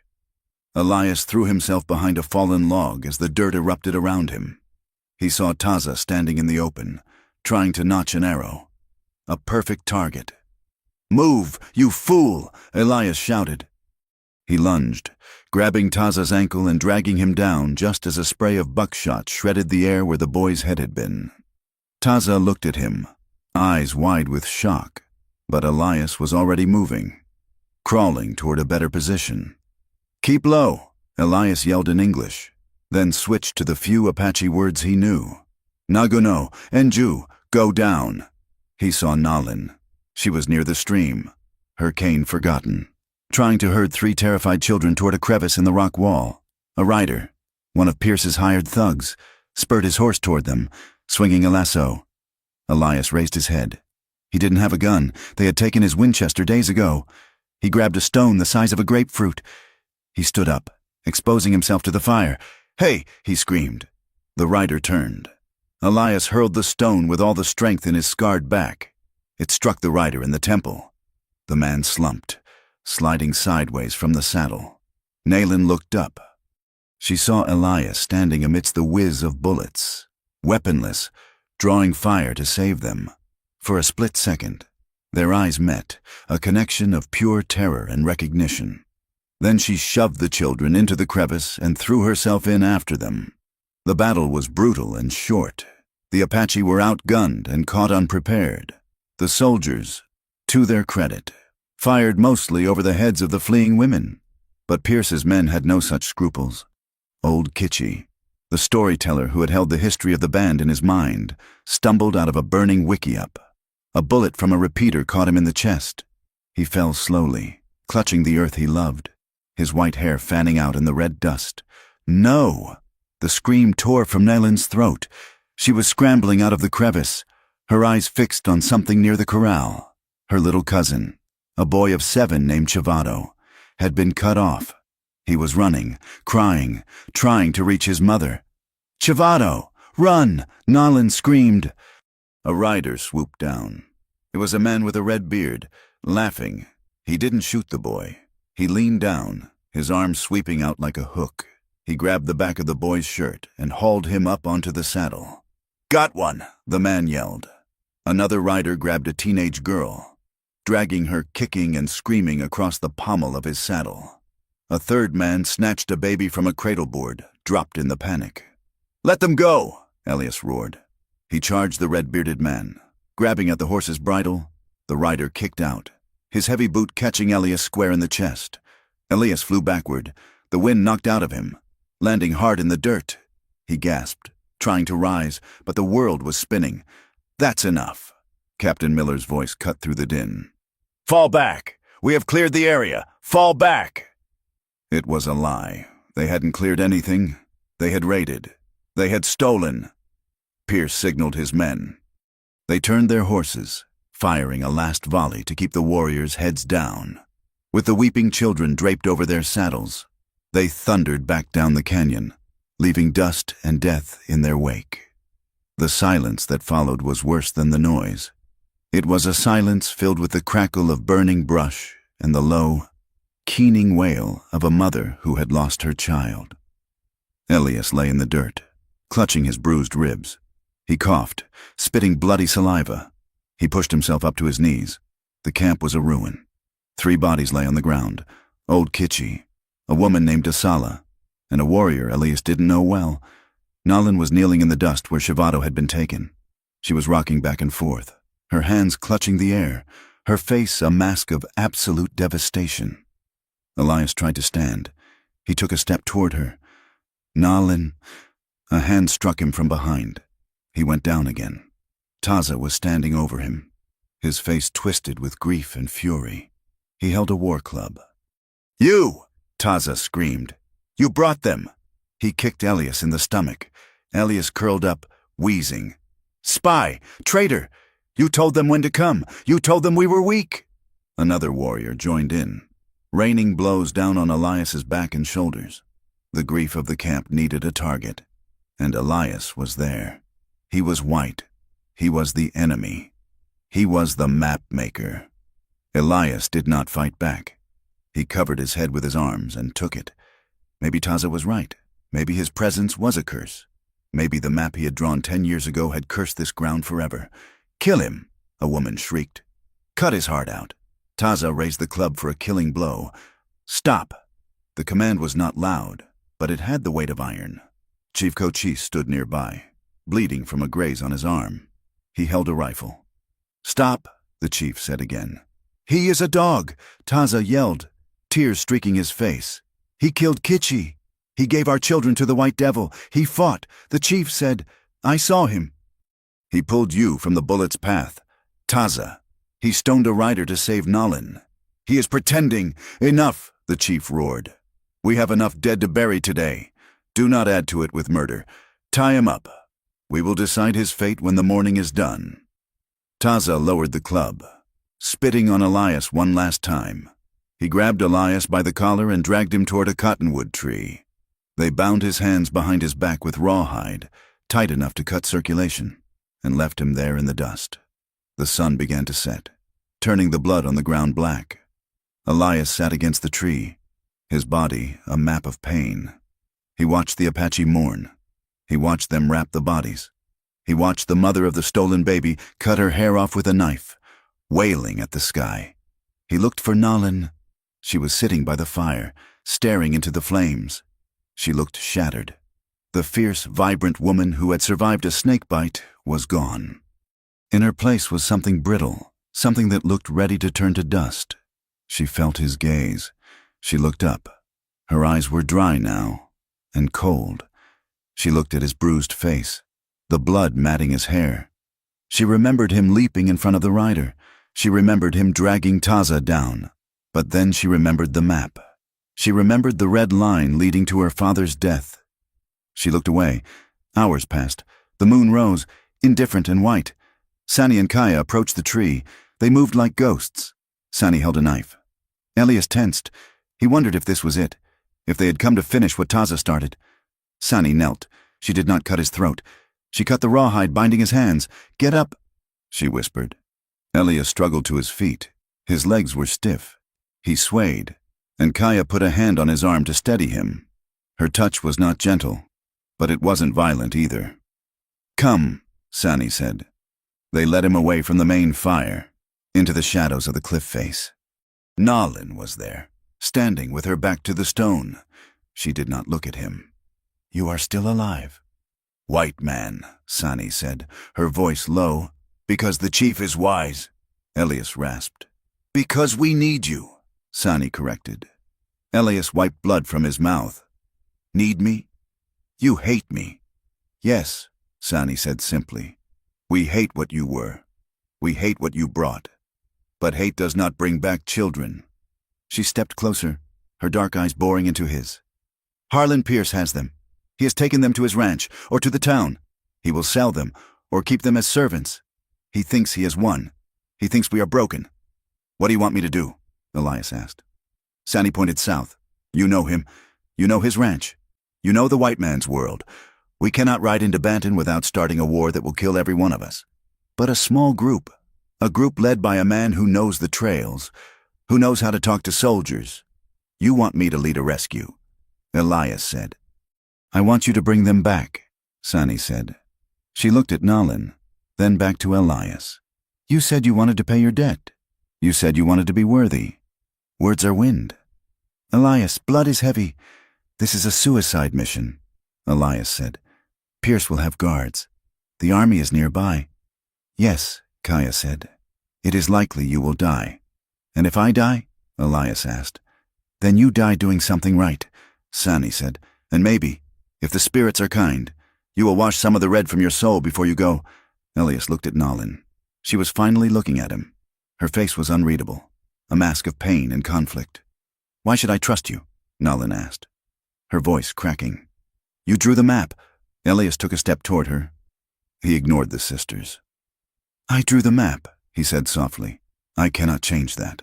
I cannot bring your father back. I cannot bring Kitchi back. He looked down at his hands, then back at her. But I can bring Chavado. I can bring the girl. Or I can die trying. And right now, dying for something that matters sounds a hell of a lot better than living with what I am. Nayland searched his face. She saw the bruises. She saw the exhaustion. But she also saw the steel that had kept him alive in the desert. She saw the man who had sucked poison from her leg. "Do it," she whispered. Elias turned back to Sani. "When do we leave?"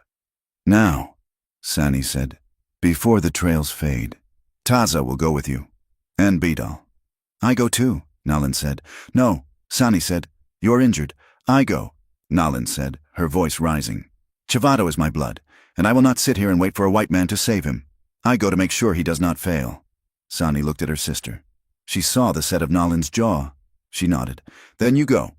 The preparation was fast and silent. They took only what they could carry. Elias was given a knife, but no gun. Sani handed it to him, handle first. "If you betray us," she said, "Taza will put an arrow in your back." "I know," Elias said. They slipped out of the canyon like shadows. 5 of them. Elias, Nalan, Taza, Bidal, and a young tracker named Hami. They moved on foot to avoid the noise of horses until they were clear of the valley, then circled back to where the Apache herd had been scattered. They managed to catch 4 horses in the dark. They rode south, following the wide, trampled trail of Pierce's posse. The days that followed were a blur of punishment. The land seemed to turn against them. The trail led through the worst of the Badlands, jagged fields of volcanic rock that tore at the horses' hooves, dry alkali flats that cracked lips and blinded eyes. They rode hard, sleeping only 4 hours a night. They ate jerky and parched corn. Elias rode at the front. He tracked with a focus that bordered on obsession. When the trail was lost on stone, he found a crushed piece of sagebrush or a scrape of metal on rock. He pushed himself harder than the horses. He didn't speak unless necessary. Taza watched him constantly. The young warrior's hatred had not cooled, but it had turned into a grim respect for Elias's endurance. Elias gave his water to the horses. Elias took the last watch. Elias walked when his horse went lame, refusing to slow them down. On the 3rd day, Hami fell. His horse stepped in a badger hole and went down, rolling over the rider. Hami's leg was snapped. They stopped. There was no way he could continue. They left him with water and a rifle in the shade of a rock overhang, promising to return. The mood of the group darkened. They were fewer now. That afternoon, the weather turned. The sky, which had been a relentless blue furnace, suddenly bruised purple. Clouds boiled up over the Superstition Mountains, thick and violent. The temperature dropped 20 degrees in an hour. "Storm," Elias warned, shouting over the rising wind. "A bad one. We need cover." They were in a labyrinth of slot canyons. The wind shrieked through the narrow stone walls. Rain began to fall, not in drops, but in sheets. Lightning cracked, turning the world blinding white, followed instantly by thunder that shook the ground. "Flash flood!" Bidal screamed. "Get to high ground!" A wall of water was coming down the wash. They scrambled up the slick rock slopes, dragging the terrified horses. In the chaos, the group was split. Taza and Bidal went up the left face. Elias and Nalan were forced up a narrow fissure to the right. The water hit the canyon floor with a roar like a freight train, a churning slurry of mud, boulders, and uprooted trees. It cut them off completely. "Up!" Elias yelled, shoving Nalan ahead of him. "There's an overhang." They scrambled over wet, slick rock, slipping and clawing until they collapsed into a shallow cave, barely 10 feet deep, carved into the cliff face. They huddled there, gasping for breath, soaked to the skin. Outside, the world was ending. The rain fell in a solid curtain, blurring the canyon into gray static. The lightning was constant, strobing the cave with harsh, flickering light. They were trapped. Elias leaned back against the stone, shivering violently. His shirt was plastered to his skin. His bruises ached with a deep, throbbing rhythm. Nalan sat opposite him, her knees drawn to her chest. Her hair hung in wet strands around her face. She was shaking too. They sat in silence for a long time, listening to the roar of the flood below. "Are they safe?" Nalan asked, her voice small against the thunder. "Taza and Bidal? They made the high ledge." Elias said, "They are safe. We just have to wait for the water to drop." Nalan looked at him. In the flash of lightning, he looked like a drowned rat. He looked pathetic, and he looked unbreakable. "You gave your blanket to Hami," she said. "He needed it." Elias said, his teeth chattering. "You are freezing. I'm fine. You are a liar." "Elias Carter." She moved. She crawled across the small space between them. "We must share heat," she said, "or the sickness will take us." Elias stiffened. "Nalin." "Do not speak," she said sharply. "This is survival. It means nothing." She sat beside him and pulled his arm around her. She pressed her side against his. The contact was electric. Even through the wet clothes, the heat of her body was shocking. Elias felt his heart hammering against his ribs, loud enough to drown out the thunder. He hesitated, then wrapped his coat, what was left of it, around both of them. He pulled her closer. They sat huddled together in the dark, the storm raging inches away. The anger was still there, sitting between them like a stone. The map, the betrayal, the dead father. But the heat was there too, the memory of the almost kiss in the alley, the undeniable pull of two people who had seen the worst of the world and found the only comfort in each other. "Why?" Nalin whispered into his shoulder after a long time. "Why what? Why did you keep the map? If it was such a shame to you, why did you keep it?" Elias closed his eyes. He rested his chin on the top of her wet head. "To remember," he whispered, "so I would never forget what I did, so I would never think I was innocent." Nalin went still. She listened to the beat of his heart. She hated him. She loved him. The two feelings twisted together, a knot she could not untie. "You are a fool," she murmured. She turned her face into his neck. Her breath was warm on his skin. Elias tightened his arm around her. He knew he should pull away. He knew he had no right to hold her. But the night was cold, and the death waiting for them at Harlan's ranch was very real. For tonight, in the storm, he would be a fool, he would be warm, and he would hold the woman he loved, even if she could never forgive him. The storm outside was a physical weight, a crushing presence that turned the small stone overhang into a tomb of noise and cold. The rain fell in sheets so thick they looked like solid gray walls, and the thunder did not roll. It detonated, shaking the limestone beneath them until Elias felt the vibrations in his own teeth. Inside the shallow cave, the air was freezing. Elias Carter sat with his back against the rough stone, his legs drawn up. Beside him, Nalin was a dark shape in the gloom, shivering with a violence that rattled her jaw. The woolen coat Elias had wrapped around them was soaked through, heavy and smelling of wet dog and old dust. But it was the only barrier between them and hypothermia. They were pressed together from hip to shoulder, not out of affection, but out of a desperate, primal need to share heat. Yet, despite the physical intimacy, a canyon of silence lay between them. The revelation of the map, the betrayal of his past, still hung in the damp air like smoke. Elias stared out at the deluge. He could feel Nalin's shoulder trembling against his arm. He wanted to reach out, to rub the warmth back into her arms, but he kept his hands clenched in his lap. He had lost the right to touch her. It was Nalin who broke the silence. Her voice was thin, barely audible over the drumming of the rain. "I was 12, she said. Elias turned his head slightly. She was looking at the ground, her wet hair plastering her cheek. "The day he died," she continued, her voice trembling not just from cold, but from the memory. "It was harvest time. We were roasting corn. The air smelled sweet. I loved that smell." She took a shuddering breath. Then the bugle sounded. I didn't know what it was. My father pushed me into the storage pit and covered it with a woven mat. He told me to be quiet as a mouse. I lay there in the dark, smelling the corn and the dust.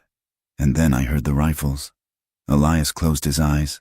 He knew the sound, the flat, cracking pop of Springfield carbines. I heard him scream. Nalin whispered. It was not a warrior's scream. It was a sound of surprise. And then, silence. Just the boots of the soldiers crunching on the gravel. I lay there for hours. When I came out, the corn was burned. The wickiups were ash, and he was lying by the fire, his eyes open, looking at the sky. She turned to Elias. In the flash of lightning, her face was stark, stripped of all defenses. I grew up hating you, she said. Not you, Elias, but the idea of you, the white man who leads the killers. I promised myself I would never let one of you near me. I promised I would cut the throat of any blue coat I found. Elias swallowed. The lump in his throat felt like broken glass. I see them too, he said. His voice was a rasp, rougher than the stone behind him. I see the faces, not just your father. I see the woman at Sibique. She was running with a baby. I shouted at the sergeant to hold fire. He didn't. Elias looked at his hands. They were shaking. I wake up at night sweating, reaching for a rifle that isn't there. I try to drink enough whiskey to drown them, but they learn to swim. That map, I kept it because I was afraid if I threw it away, I would forget the cost. I wanted to remember that I am not a good man. I wanted to remember that I have a debt that can never be paid. Naylin looked at him. She saw the tears mixing with the rain on his face. She saw the profound, crushing weight of his guilt. It was not a performance. It was a living thing, heavy as the stones around them. He was not a monster. He was a man who had broken himself against the wheel of a war he couldn't stop. The anger that had fueled her for days, the hot coal of betrayal she had carried since finding the map, began to hiss and cool in the wash of his pain. She realized, with a sudden clarity, that they were both orphans of the same violence. They were both bleeding from wounds that would never fully close. A bolt of lightning struck the canyon rim above them, the thunder cracking instantly like a whip.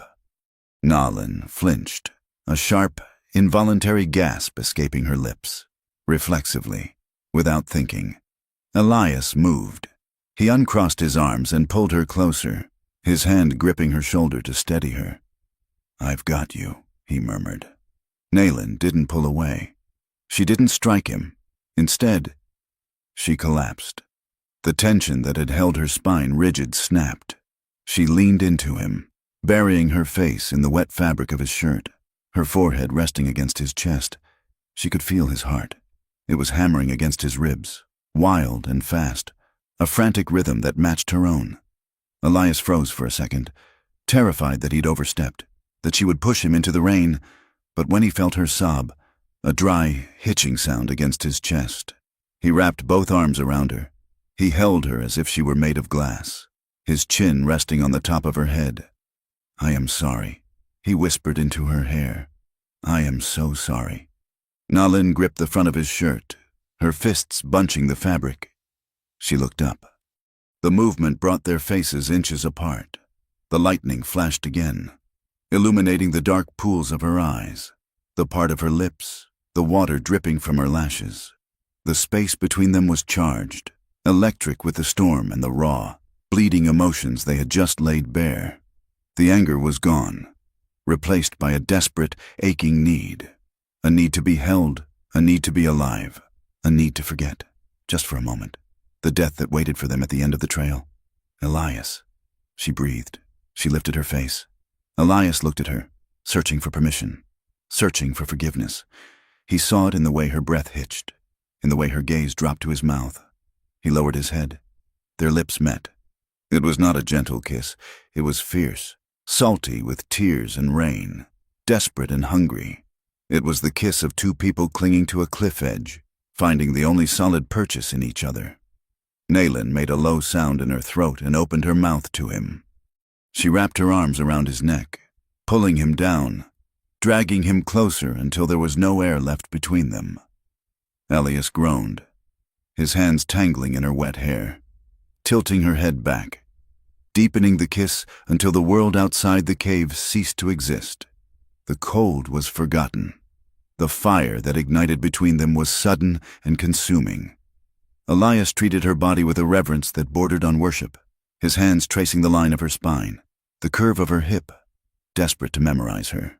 He touched her not as a conquest, but as a salvation. Naylin met him with equal force. She touched the scars on his chest, the rough stubble on his jaw, grounding herself in the reality of him. He was solid. He was here. He was the enemy who had saved her, the killer who wept for the dead, in the dark, damp shelter. With the storm raging like the end of days, they came together. It was a frantic, fumbling union, hindered by wet clothes and exhaustion, but it was pure. It was an act of defiance against the death that stalked them. They pressed skin to skin, seeking warmth, seeking oblivion. Elias whispered her name against her neck, his voice breaking. He whispered apologies. He whispered promises he wasn't sure he could keep. Naylin silenced him with her mouth, demanding only his presence, his heat, his life. They fell asleep hours later, entangled in the damp coat, limbs braided together. Elias lay with his back to the cave entrance, shielding her from the wind, his hand resting protectively over hers.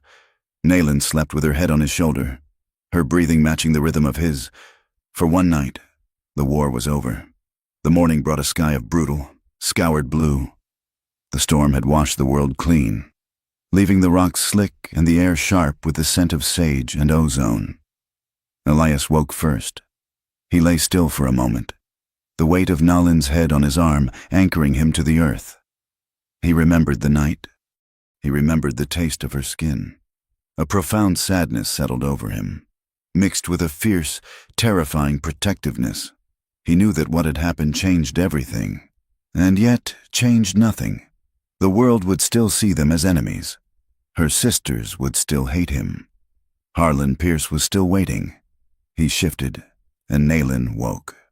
She sat up, pushing hair from her face. She looked at him. Her eyes were clear, unguarded. There was no shame in them, only a quiet, somber acknowledgement of the bond that now existed. "The rain has stopped," she said softly. Elias sat up, his joints aching. "We need to move. The water will be dropping. Taza and Badal will be waiting." They stood up, adjusting their damp clothes. They stood on the ledge, looking out at the canyon. Elias turned to her. He reached out and brushed a stray lock of hair behind her ear. "Nalin," he said, "about last night." "It happened," she said, cutting him off gently. "Do not try to name it. Elias, words are small things." She took his hand, squeezed it once, hard, and then let go. "Let us go find our children." They climbed down the slick rock face, moving in silence. They found Taza and Bidal 3 miles downstream, waiting near a high ridge. The warriors looked at them, sensing the shift in the air, the way Elias and Nalin moved in sync. But they said nothing. There was no time for questions. They picked up the trail of the posse. It was easy to follow now. The heavy rain had washed away the surface dust, but the deep churn of 30 horses in the mud was unmistakable. The trail led south, out of the mountains and into the flat, unforgiving scrublands that bordered the territory line. The journey pushed them to the edge of endurance. The horses were tired, their ribs showing through their coats. The riders were worse. They ran out of food on the second day. They ate the tart, red fruit of the prickly pear cactus, burning the thorns off in small fires, the juice staining their mouths like blood. They sucked on pebbles to keep saliva in their mouths. They slept in shallow hollows, taking turns to watch, shivering in the cold desert nights. Elias gave Nalin the best spot, blocking the wind with his body, but he did not touch her again. The mission required a razor-sharp focus. On the 4th day, they saw the town. It was a cluster of adobe and wood sitting near a muddy trickle of a river. Rio Verde, a place where the law was bought and sold, and where men like Harlan Pierce did business away from the prying eyes of the territorial governor. They left the horses in a dry wash 2 miles out and approached on foot, moving belly down through the sagebrush. Elias lay on a ridge, peering through a small brass telescope he carried. "I see them," he whispered. "Where?" Naylin asked, crawling up beside him. "The livery stable at the north end. See the guard?" She looked. A man with a rifle was sitting on a crate outside the stable doors. "The children will be in the back stalls," Elias said. "It's where they keep high-value stock before an auction." "And the girl? Kaya's daughter?" Elias scanned the street. He moved the glass to the saloon, a large building with a false front. "There," he said, his voice tightening. "Upper window, barred. That's the storeroom. Pierce likes to keep his prizes close." He lowered the telescope and slid back down the ridge to where Taza and Bidal waited. "Here is the situation," Elias said, drawing a map in the dust with his finger. The children are in the stable. 2 guards, maybe 3 inside. The girl is in the saloon. That will be harder. The saloon is full of men. Pierce is likely there too. We strike at night, Taza said. Throat cutting. Too many risks. Elias said. The stable floor is dry straw. 1 lantern kicked over and the whole place goes up with the children inside. And the saloon. You can't sneak into a crowded room. Then how? Vidal asked. We need a diversion, Elias said. A big one. Something that pulls every eye and every gun to one spot. He looked at the town, then at the Apache warriors. I will go in, Elias said. You? Taza scoffed. You are 1 man. I will go into the saloon, Elias said calmly. I will call Harlan Pierce out. I will make a scene. I will make them so angry they forget everything else. While they are focused on me. You take the stable. Taza, you and Vidal get the children. Hami. No, Hami's gone. Nalin, you wait with the horses. No, Nalin said instantly. Once the children are clear, Elias continued, ignoring her, you circle back to the saloon. By then, the fight will be started. You break the girl out from the back. It is suicide, Vidal said, staring at Elias. Once the shooting starts, you will be the only target. I know, Elias said. He stood up, checking the knife at his belt. It was a paltry weapon against 30 guns. I need a pistol, he said. Taza looked at him. For the first time, there was no sneer on the young warrior's face. He reached into his belt and pulled out an old Colt Navy revolver he had taken from a dead soldier years ago. He handed it to Elias. It pulls to the left. Taza said. Elias checked the cylinder. 5 shots. He nodded. Thank you. He turned to go. Elias! Nalin grabbed his arm. Her grip was desperate. She pulled him away from the others, her eyes wide with panic. You cannot do this, she hissed. You are throwing your life away. It's the only way. Nalin, they need to look at me so they don't see Taza. But you will die, she cried, her voice breaking. I just found you. Do not leave me now. Elias looked down at her. He saw the fear in her eyes, a fear not for herself, but for him. It was a gift he hadn't expected to receive in this life.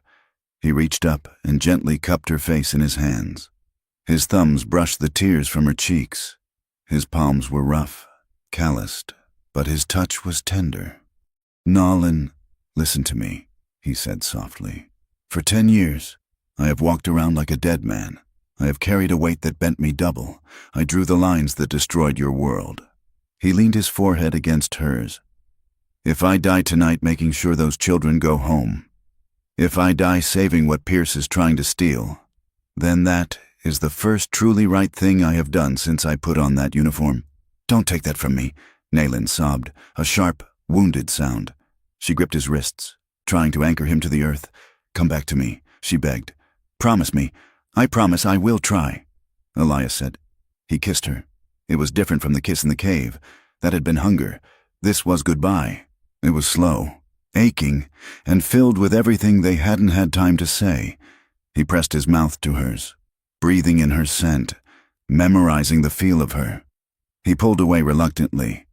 He looked at Taza and Vidal. Give me 10 minutes, Elias said, then hit the stable. He turned and walked down the slope toward the town, his silhouette long and solitary against the setting sun. Nalin watched him go, her hand pressed to her mouth to stifle her scream. Elias walked down the main street of Rio Verde. The dust puffed under his boots. The town was waking up for the night. Piano music drifted from the saloon. Laughter. The smell of frying steak. He felt calm. A strange, icy clarity had settled over him. He wasn't afraid. He pushed through the swinging doors of the Golden Steer Saloon. The room was crowded. Smoke hung in the air. At the far end, playing cards at a large round table, sat Harlan Pierce. He was laughing at something Sheriff Grady had said. Elias walked to the center of the room. He stood there, legs braced, hands hanging loose at his sides. Harlan, he shouted. The room went quiet. The piano player stopped mid-chord. Harlan Pierce looked up. He squinted through the smoke. A slow, incredulous smile spread across his face. Well, well, he drawled. If it isn't the squaw lover, I thought my boys left you for the vultures in the canyon." Elias didn't move.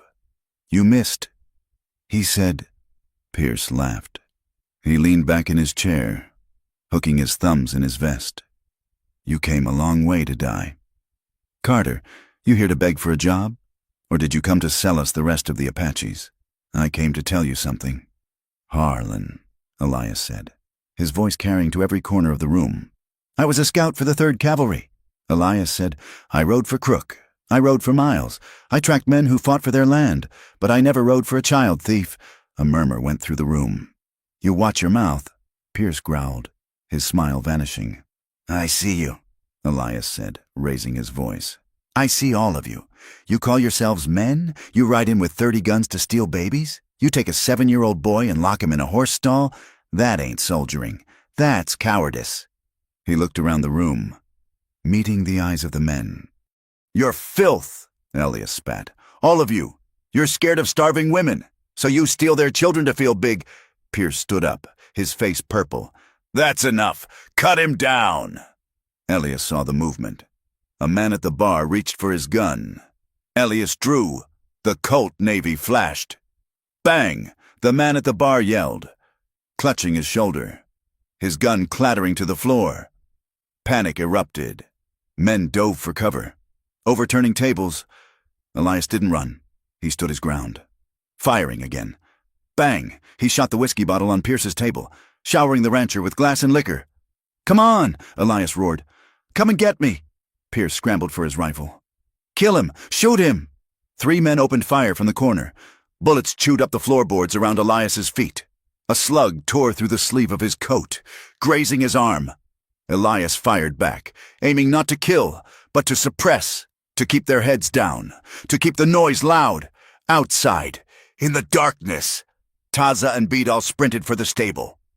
The guard, distracted by the gunfire in the saloon, was standing up, looking toward the street. Taza was on him in a second. The knife flashed silent and efficient. Inside the saloon, the air was thick with black powder smoke. Elias dove behind the bar as a hail of lead shattered the mirror behind him. He checked the cylinder. 2 shots left. He popped up and fired. Bang! He saw Pierce ducking behind the piano. "You can't hide! Harlan!" Elias shouted. "Everyone knows what you are now!" A searing pain punched through Elias's thigh. He grunted. Stumbling, a bullet had punched through the wood of the bar and caught him in the meat of his leg. He dragged himself to the end of the bar. He could hear shouting outside now. "The stable!" "Fire!" Someone yelled in the street. "The stable is on fire!" It was the signal. Elias gritted his teeth. He had to buy them a few more seconds. He stood up, exposing himself. "Is that all you got?" he screamed, firing his last shot at the chandelier, bringing it crashing down in a shower of crystal and kerosene. The room erupted in flame and chaos. Elias turned and threw himself through the side window. He landed in the alleyway, glass cutting his hands. He scrambled up, putting weight on his bad leg, and limped toward the street. He saw them, down the street. Shadows were moving. Taza carrying a child, Bidal herding 2 others, and Nalin. Nalin was running from the back of the saloon, half carrying the teenage girl. They were clear, but the men from the saloon were pouring out the front doors, guns drawn. "There they are," Pierce shouted, pointing at the fleeing Apaches. They got the stock. Elias didn't hesitate. He stepped out into the middle of the street, directly between the mob and the escaping group. He threw the empty pistol at them. "Over here," he screamed, waving his arms. "Look at me." The mob turned. 20 guns leveled at the lone figure standing in the dust. "Run!" Elias shouted to Nalin, not looking back. "Go!" He saw Nalin stop. He saw her turn. "Go!" he screamed, his voice raw. And then the world exploded. Elias felt a hammer blow to his shoulder, then another to his ribs. He was spun around, his boots losing purchase in the dust. He fell hard, the breath driven from him. He lay on his back, staring up at the stars. They looked cold and very far away. He heard hoofbeats fading into the distance, fast, rhythmic hoofbeats. They were away. They were safe. A shadow fell over him. Harlan Pierce stood there, panting. a smoking pistol in his hand. "You son of a bitch," Pierce spat. Elias looked up at him. Blood bubbled on his lips. He tried to smile. "I quit," Elias whispered. Pierce raised the gun to finish it, but from the darkness of the hills, a single rifle shot rang out. Pierce's hat flew off his head. He ducked, cursing. "They're in the rocks," someone yelled. "Take cover. The mob scattered, fearing an ambush." Elias lay in the dirt, the sounds of the battle fading into a dull roar in his ears. Darkness crept in from the edges of his vision, soft and welcoming. He closed his eyes. He had paid the debt. He had washed the map clean. And the last thing he saw before the dark took him was the face of the woman he loved, safe in the mountains. The hoofbeats of the retreating horses hammered a frantic rhythm against the hard-packed earth of the Badlands. It was a desperate flight, a chaotic scramble through the dark, guided only by the fear of pursuit and the instinct to survive. Naylin rode near the back, her body curled tight over the neck of her paint pony, one hand gripping the reins, the other clutching the arm of the teenage girl they had pulled from the saloon. Behind them, the lights of Rio Verde faded into a dull, orange glow against the night sky. Gunshots still echoed sporadically, popping like dry wood in a fire. But they were growing fainter. They were safe. The children were safe. Chivato was clinging to Taza's waist, sobbing quietly into the warrior's shirt. The baby was secure in Bidal's arm. They had done the impossible. They had walked into the lion's den and walked out with their future intact. But the cost? Naylin turned in her saddle, risking a glance back toward the town. The dust raised by their escape hung in the air, obscuring the road. Somewhere back there, in the blood-soaked dirt of the main street, a man lay alone. She remembered his face in the alleyway, the bruises, the way he had looked at her, as if she were the only source of light in a dark world. She remembered his voice, rough with conviction, telling her that this sacrifice would be the first right thing he had done in years. "Elias," she whispered, the name tearing at her throat. "Don't look back." Taza shouted from the front, his voice harsh but edged with a new, grim respect. "We ride until the moon is high." They pushed the horses until the animals were lathered and blowing hard, their sides heaving. They scrambled up shale slopes where the iron shoes sparked against flint. They wound through labyrinthine canyons where the shadows swallowed them whole. Naylin rode in a daze. Her leg throbbed, a dull ache that seemed distant compared to the gaping hollow in her chest. She had hated him. She had loved him. And now, she had lost him. The unfairness of it tasted like ash in her mouth. Just when the walls between them had crumbled, just when the rain had washed away the history of the map, the world had snatched him away. He gave his life for a debt, Bidal said quietly as they slowed to a walk hours later. "It is a good death. It is a waste," Naylin snapped, her grief flashing into anger. "He should be here. He should be riding with us." Bidal fell silent. There were no words for this kind of loss. They reached the hidden camp 2 days later. The sentries saw them coming and raised the cry. Women ran from the wickiups, weeping with joy as they saw the children. Sani and Kaya rushed forward, pulling the teenage girl down from the horse, embracing her, touching her face to make sure she was real. The camp erupted in a celebration that was half funeral. Drums beat a low, steady rhythm. Food was brought out. The story of the rescue was told around the fire, how Taza silenced the guard, how the stable burned, and how the white scout stood alone in the street to draw the fire of 30 guns. Naylin could not celebrate. She sat by the edge of the fire, staring into the flames, feeling the ghost of his coat around her shoulders. She waited. She watched the canyon entrance, hoping against logic, hoping against hope. But the sun rose and set, and the entrance remained empty. 3 days passed. The grief in Naylin's heart began to harden into a cold, heavy stone. She went through the motions of living. She hauled water. She ground corn. But her eyes were dead. On the 4th afternoon, the heat was a physical weight, pressing the canyon into silence. The vultures were circling high above the southern rim. black specks against the blinding blue. A child playing near the stream looked up and pointed. "Someone comes!" Nalin dropped the basket she was holding. She spun around. A figure was moving through the shimmering heat haze at the mouth of the canyon. It was not riding. It was not walking. It was stumbling, a lurching, uneven gait that spoke of catastrophic injury. The figure fell. Then, slowly, agonizingly, it pushed itself back up. Nalin began to run. She forgot her cane.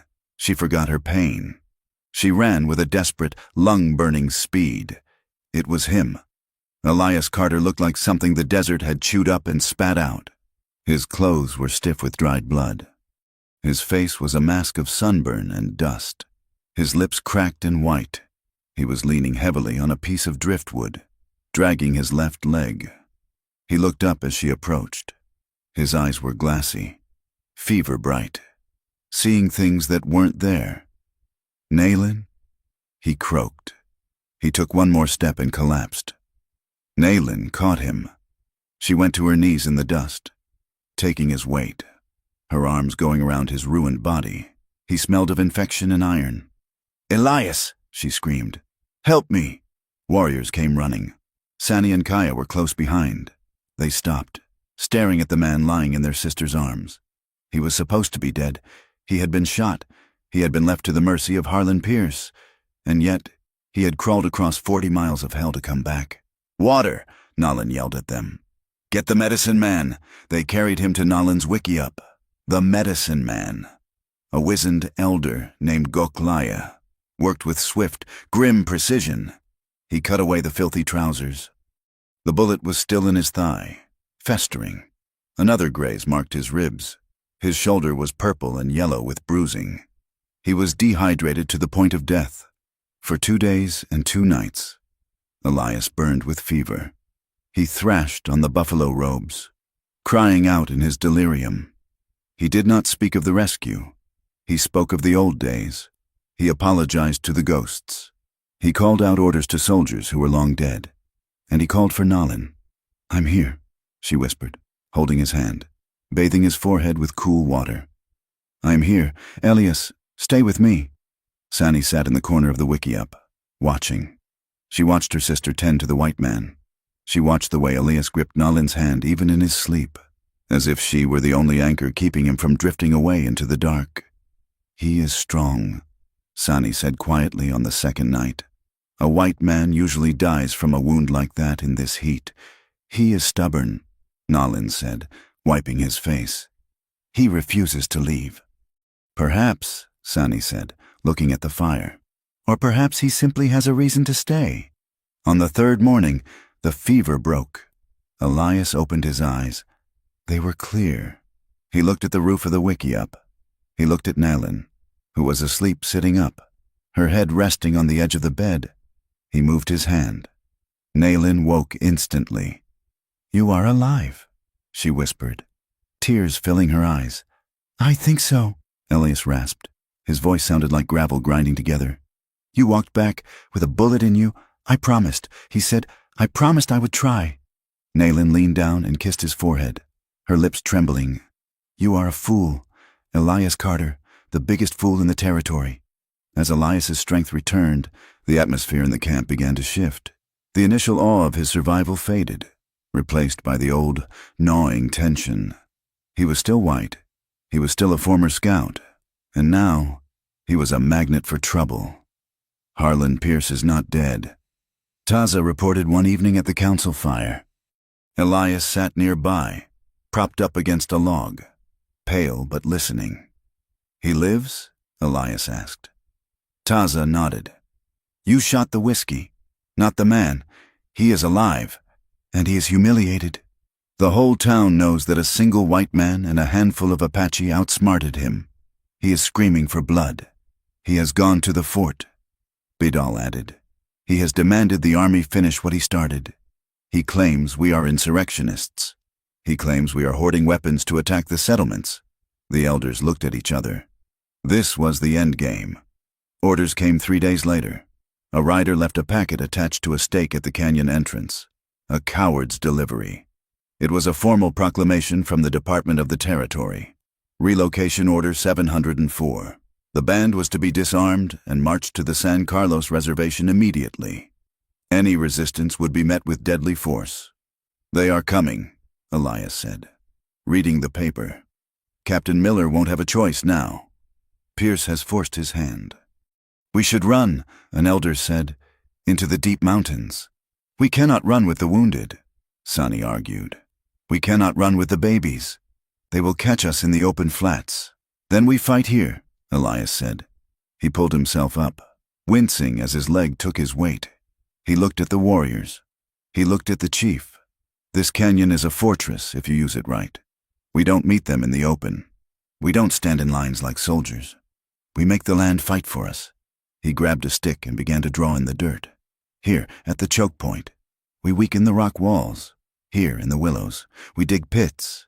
We make them bleed for every yard. We make the cost so high that the captain loses his stomach for it." Some of the warriors looked skeptical. "Why should we listen to you?" one asked. "You are the reason they come." "They come because they want your land," Elias said hard. "I am just the excuse. But I know Captain Miller. He is a cautious man. If he loses 5 men in the first minute, he will pull back. He wants a victory, not a massacre of his own troops." The chief looked at Elias. He saw the fire in the scout's eyes. He saw the way Nayland stood beside him, her hand resting lightly on his shoulder. "We will listen," the chief said. "Teach us the white man's trap." The preparations took 4 days. The camp was transformed. The women and children were moved to a high, inaccessible shelf in the caves at the back of the canyon. The warriors turned the valley floor into a kill zone. Elias worked alongside them, leaning on a crutch he had fashioned from a mesquite branch. He showed them how to create crossfires. He showed them how to build breastworks that looked like natural brush. He became the architect of their defense. On the 5th morning, the sentries signaled, "Dust." They came in force this time, a full column of cavalry, 60 men riding in formation. Flanking them were Harlan Pierce and 20 of his hired guns.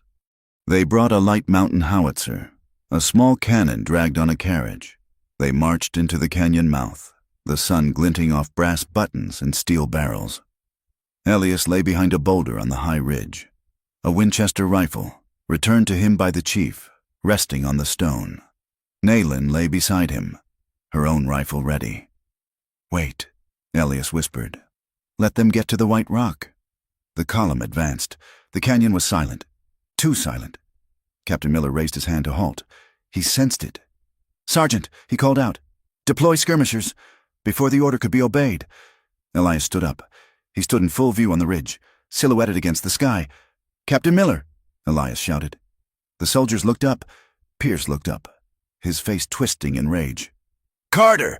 Pierce screamed. "Shoot him! Shoot the traitor!" "Hold fire," Captain Miller ordered. He rode forward a few paces. "Elias Carter, you are alive?" "I am," Elias yelled back. "And I am telling you to turn around. Captain!" "You are in violation of territorial law. Carter, you are harboring hostiles. I am standing with free people." Elias's voice echoed off the canyon walls. "These people have done nothing but defend their children from that man beside you." He pointed at Pierce. "Harlan Pierce is a kidnapper and a thief, and if you ride with him, Captain, you are no better." "That's enough," Pierce roared. He raised his rifle and fired a wild shot at the ridge. The bullets banged off the rock feet from Elias. "That," Elias said grimly, "was a mistake." He dropped his hand. On the opposite ridge, Taza cut a rope. A massive section of the canyon wall, loosened by days of prying, gave way. Tons of red rock crashed down behind the column, blocking their retreat and sending a cloud of choking dust into the air. The horses screamed and reared. "Now!" Elias shouted. The Apache opened fire. They did not fire to kill the soldiers. Elias had been clear. "Kill the horses if you must. Kill Pierce's men. But pin the soldiers." Bullets kicked up dust around the troops. The narrow confines of the canyon amplified the noise into a deafening roar. The soldiers, panicked by the rock slide and the sudden ambush, scrambled for cover. Pierce's men, less disciplined, began to fire blindly into the cliffs. Elias worked the lever of his Winchester. Crack-clack. Boom! He shot the hat off a rancher. Crack-clack. Boom! He hit the wheel of the cannon, shattering the spokes. It was chaos. The dust was so thick it was like fighting in a fog.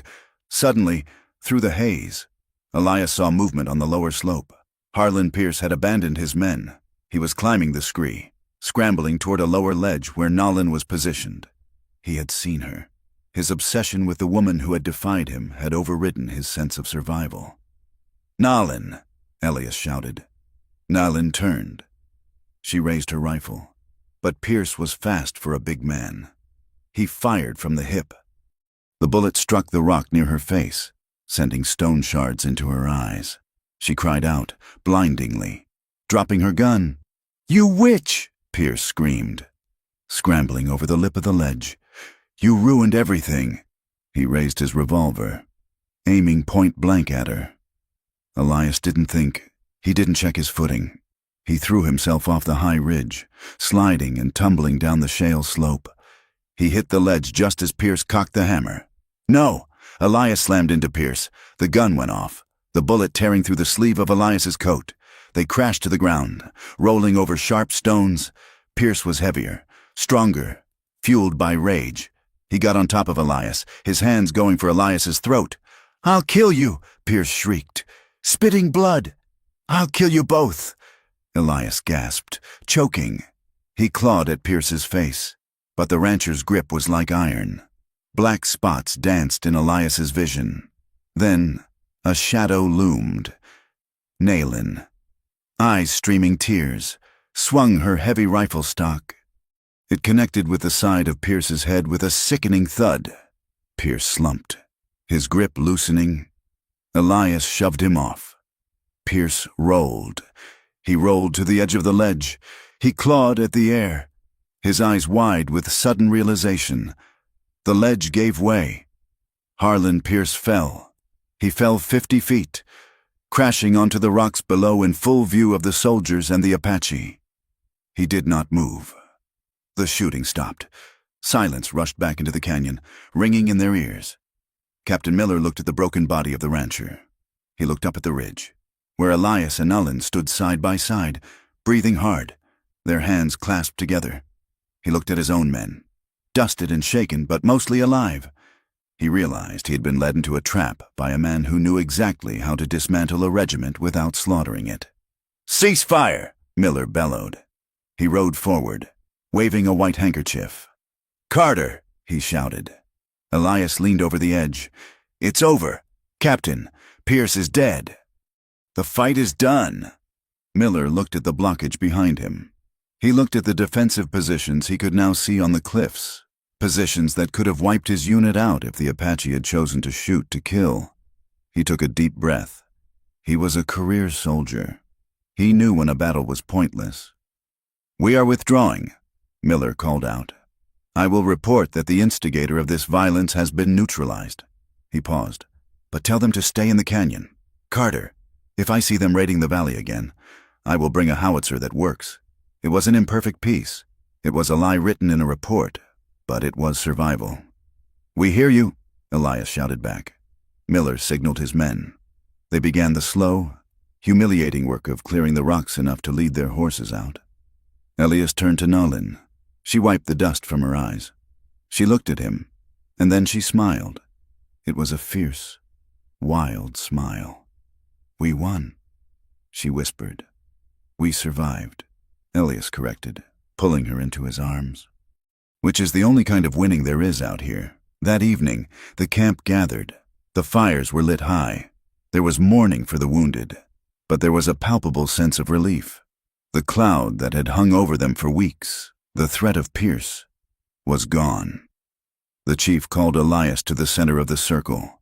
Elias walked without his crutch, though he limped heavily. He stood before the elders. He stood before the warriors who had beaten him. He stood before Sani and Kaya. Sani stepped forward. She looked at Elias for a long time. Her face was stern, but the hardness in her eyes had softened. "You bled," she said. "I did," Elias answered. "You stood before your own people and called them cowards. You fought the man who hated us. You took the bullet meant for my sister. She turned to the tribe. This man brought ghosts to us, she said, her voice carrying clearly in the night air. And he will always carry those ghosts. But today, he brought life. He has paid his debt. She looked back at Elias. You are no longer a prisoner. Elias Carter, you are free to go. Elias stood still. He looked at the open desert beyond the firelight. He could leave. He could ride north. Find a new name.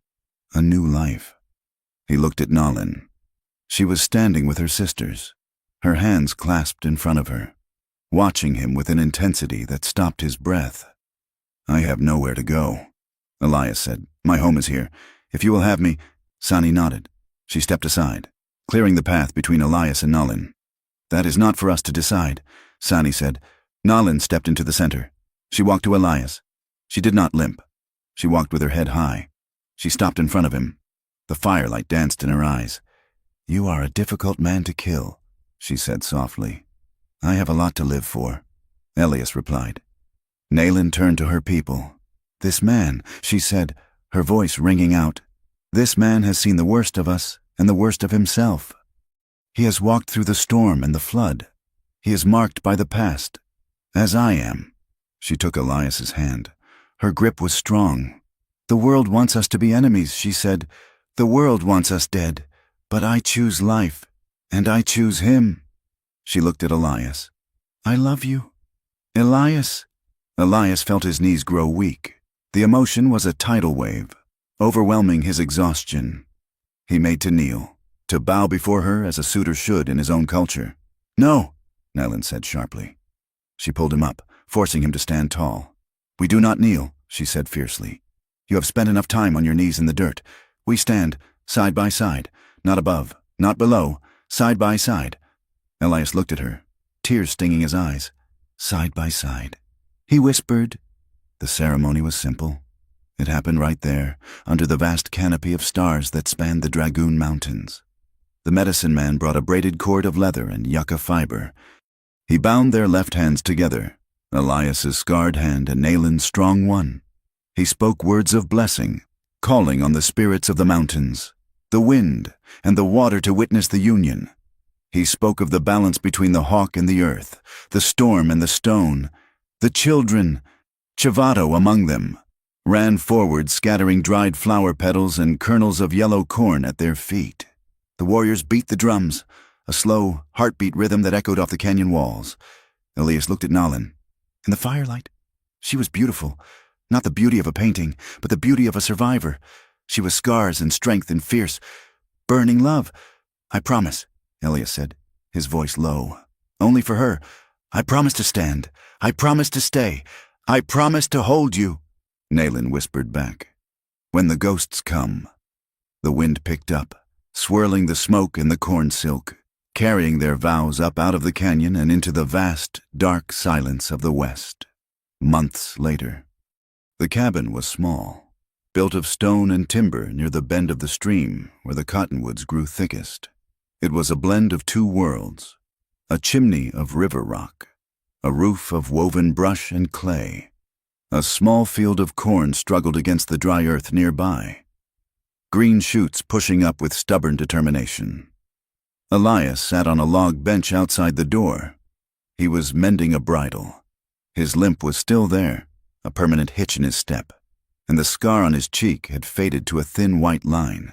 He looked older, but the haunted look in his eyes was gone, replaced by a watchful peace. Nalin sat beside him. She was sewing a shirt of buckskin. Chivato and the other children were playing in the creek, their laughter drifting on the breeze. Elias stopped his work. He looked at the horizon. A plume of dust was rising in the distance. An army patrol, miles away, riding the border. He watched it. He felt the old tension tighten his gut, but then he felt Nalin's hand on his knee. They are just passing, she said, not looking up from her sewing. I know, Elias said. He covered her hand with his. They sat there as the sun began to dip below the jagged peaks, painting the sky in violent purples and blood reds. It was a harsh land. It was a land that tried to kill you every day with thirst, with heat, with hate. But as the first stars began to prick the velvet darkness above them, Elias put his arm around his wife's waist. She rested her head on his shoulder. They were outcasts. The white world called him a traitor. The Apache world called her the woman who married the wolf. But here, in this rough, wild corner of the map that Elias had once drawn and then erased with his own blood, they had carved out a space. It was fragile. It was stubborn. And it was theirs. Elias took a deep breath of the cooling air, smelling the sage and the smoke. "We are home," he whispered. Naylin closed her eyes and smiled against his shirt. "Yes," she said, "we are home." Thank you for listening to this story of Elias and Naylin. It was a journey of redemption and resilience in a land that offered no mercy.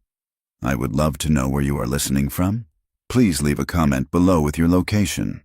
If you enjoyed this story, please subscribe to From Wild West for more tales of the frontier. I invite you to share your thoughts on the ending and the choices the characters made in English in the comments section. Safe travels to you all.